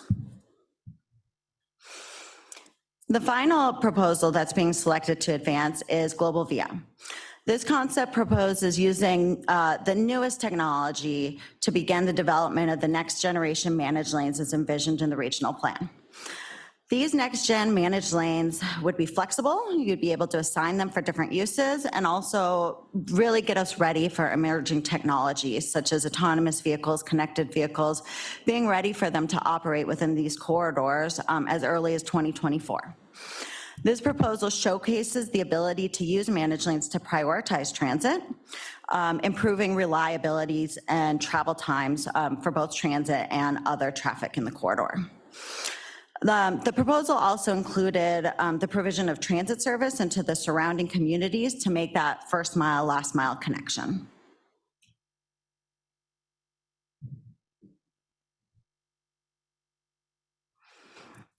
All right, so for next steps, we are calling the second phase that we are initiating right now of this process the innovative concept development phase.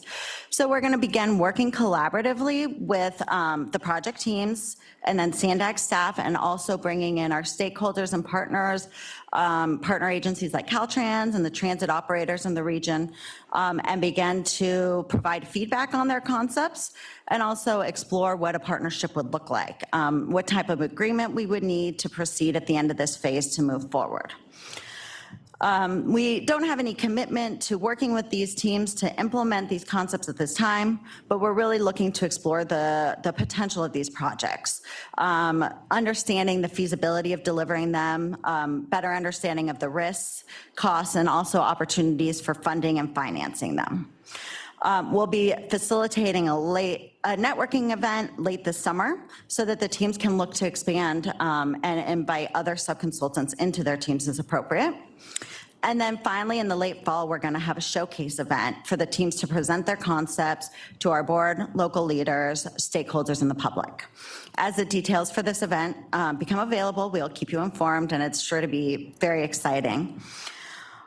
After the conclusion of that event, we will make a decision about moving forward with any or all of the concepts. At this point, they aren't competing against each other. We are not selecting, one over the others. We can move forward with 0, 1, 2, or 3 of these concepts.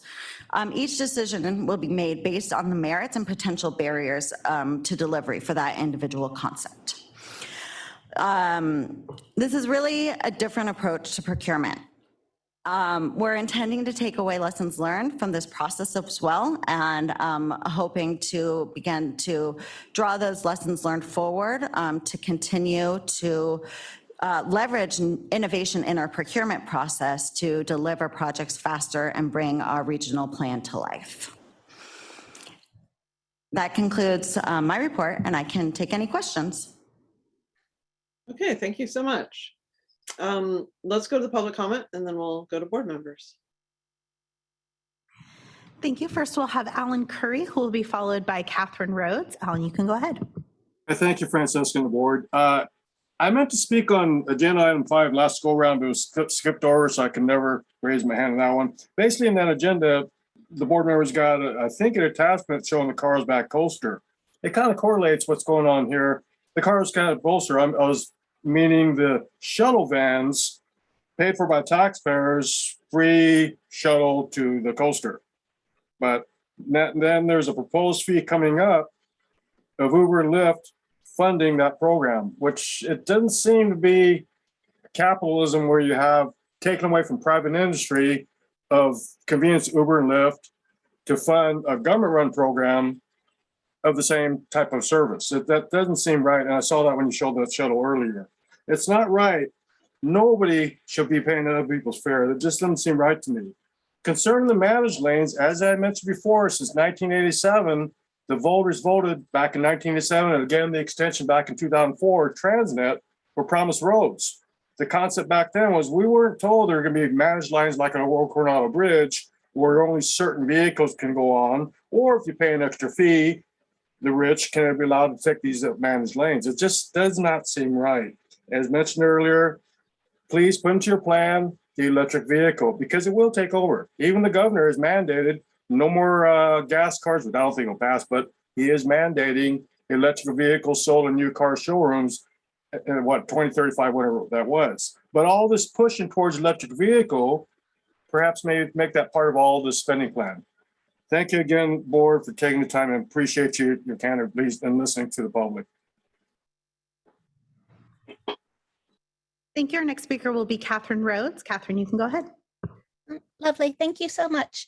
And thank you for this this presentation. I actually really like the Cordoba, the cross-border trolley idea. You know, when I first looked at just the picture of it, it very much reminded me of the World Trade Center in New York City. Specifically, you know, what I would ask them to do is to, you know, look at my La Playa plan as part of their Cordoba project to basically create a underground corridor from the border all the way to Pacific Beach on public tidelands on public property. So you don't have to worry about right-of-way cost and stuff like that because they're free or for $1. And then, you know, what the main thing they did in New York is they created what's called a bathtub foundation. And a bathtub foundation is what you do is you is called a full reclamation of your tidelands. And what you do is you take out all your junky liquefiable soils and you put your foundation on, you know, firm, good formational material, and then you build up from that. And what that does is it actually will help San Diego against any type of sea level rise. Plus, it would create new underground space that could be used for, you know, a whole bunch of different modes. For example, you know, one level could be for the, you know, a new fast way for the trolley. Another level could be for, you know, autonomous vehicles. And then another level, of course, for pedestrians and bicycles or whatever you want to. And a lot of times people say, you can't create new land. You can't build new land, but you literally can. We have all our public port tidelands that back in the day when, you know, the port first did their master plans, they told everybody, you have to build at least 2 levels of underground under every building. You know, that was like the law. But what happened was when San Diego did the convention center and, you know, it leaked, that was one of the last times they did the bathtub foundation. Now they're doing it for the Navy Broadway complex and they're supposed to be doing it for Seaport Village. But if this could be done all the way around and if they could analyze the use of our existing mineral resources of sand and gravel on our port tidelands for the construction project, it would actually lower construction costs by, you know, quite a bit. So I just wanted to ask the Cordoba people if they could just look into my La Playa plan to incorporate it into theirs. And then it could really do a lot for, you know, social equity in South County. Thank you so much. Chair, that concludes the public comments on this item. Okay, thank you. Mayor Hall. Yes, first of all, I can't thank staff enough for bringing this forward. This is something that some of us in Carlsbad started talking about 2, 3, 4 years ago, and actually all throughout North County. And so I'm going to say some things, and I would hope everybody would just be open-minded about what I'm about to say. And I'm going to use Carlsbad as an example. Several years ago, we started a growth management plan where we partnered with business or the development industry. And the development industry, private sector, literally built 60 to 80% of all of our infrastructure within our city. The city didn't build it. And so what I'm asking us today, and I don't have enough knowledge, I keep studying this, but when I see transit and I see what the private sector is doing, I would suggest somewhere between the next 10 and 20 years, there's going to be a huge shift in how all of this works. And I appreciate today how we're trying to work in collaboration with the existing way we do business. But I would suggest to you, when we look to the future, I don't know that we need multimodal hubs. I don't know how all of this is going to work. I don't understand where this industry can go to. But I would suggest that the private sector is going to do point to point, whether it's a bus or a single vehicle, they're going to be doing this in the not too distant future. And I would suggest that they're going to do it at a much more competitive price, much like the first person said, the first speaker. And so what I'm wanting us to do is to think way outside of the box. Who are our partners and how can we get and how do we provide the infrastructure to these people who are wanting to do this and let them somewhat take the lead?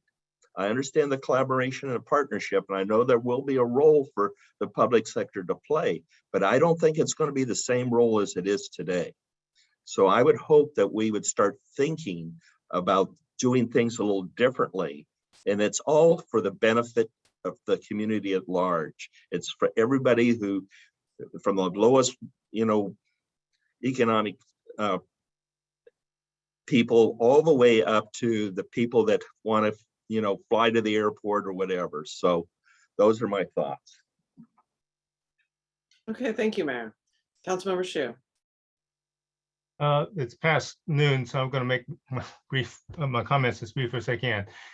If I could be dancing on Zoom, I'd be dancing right now. These proposals are great. I particularly like BEEP and the Cordova projects. They're fabulous.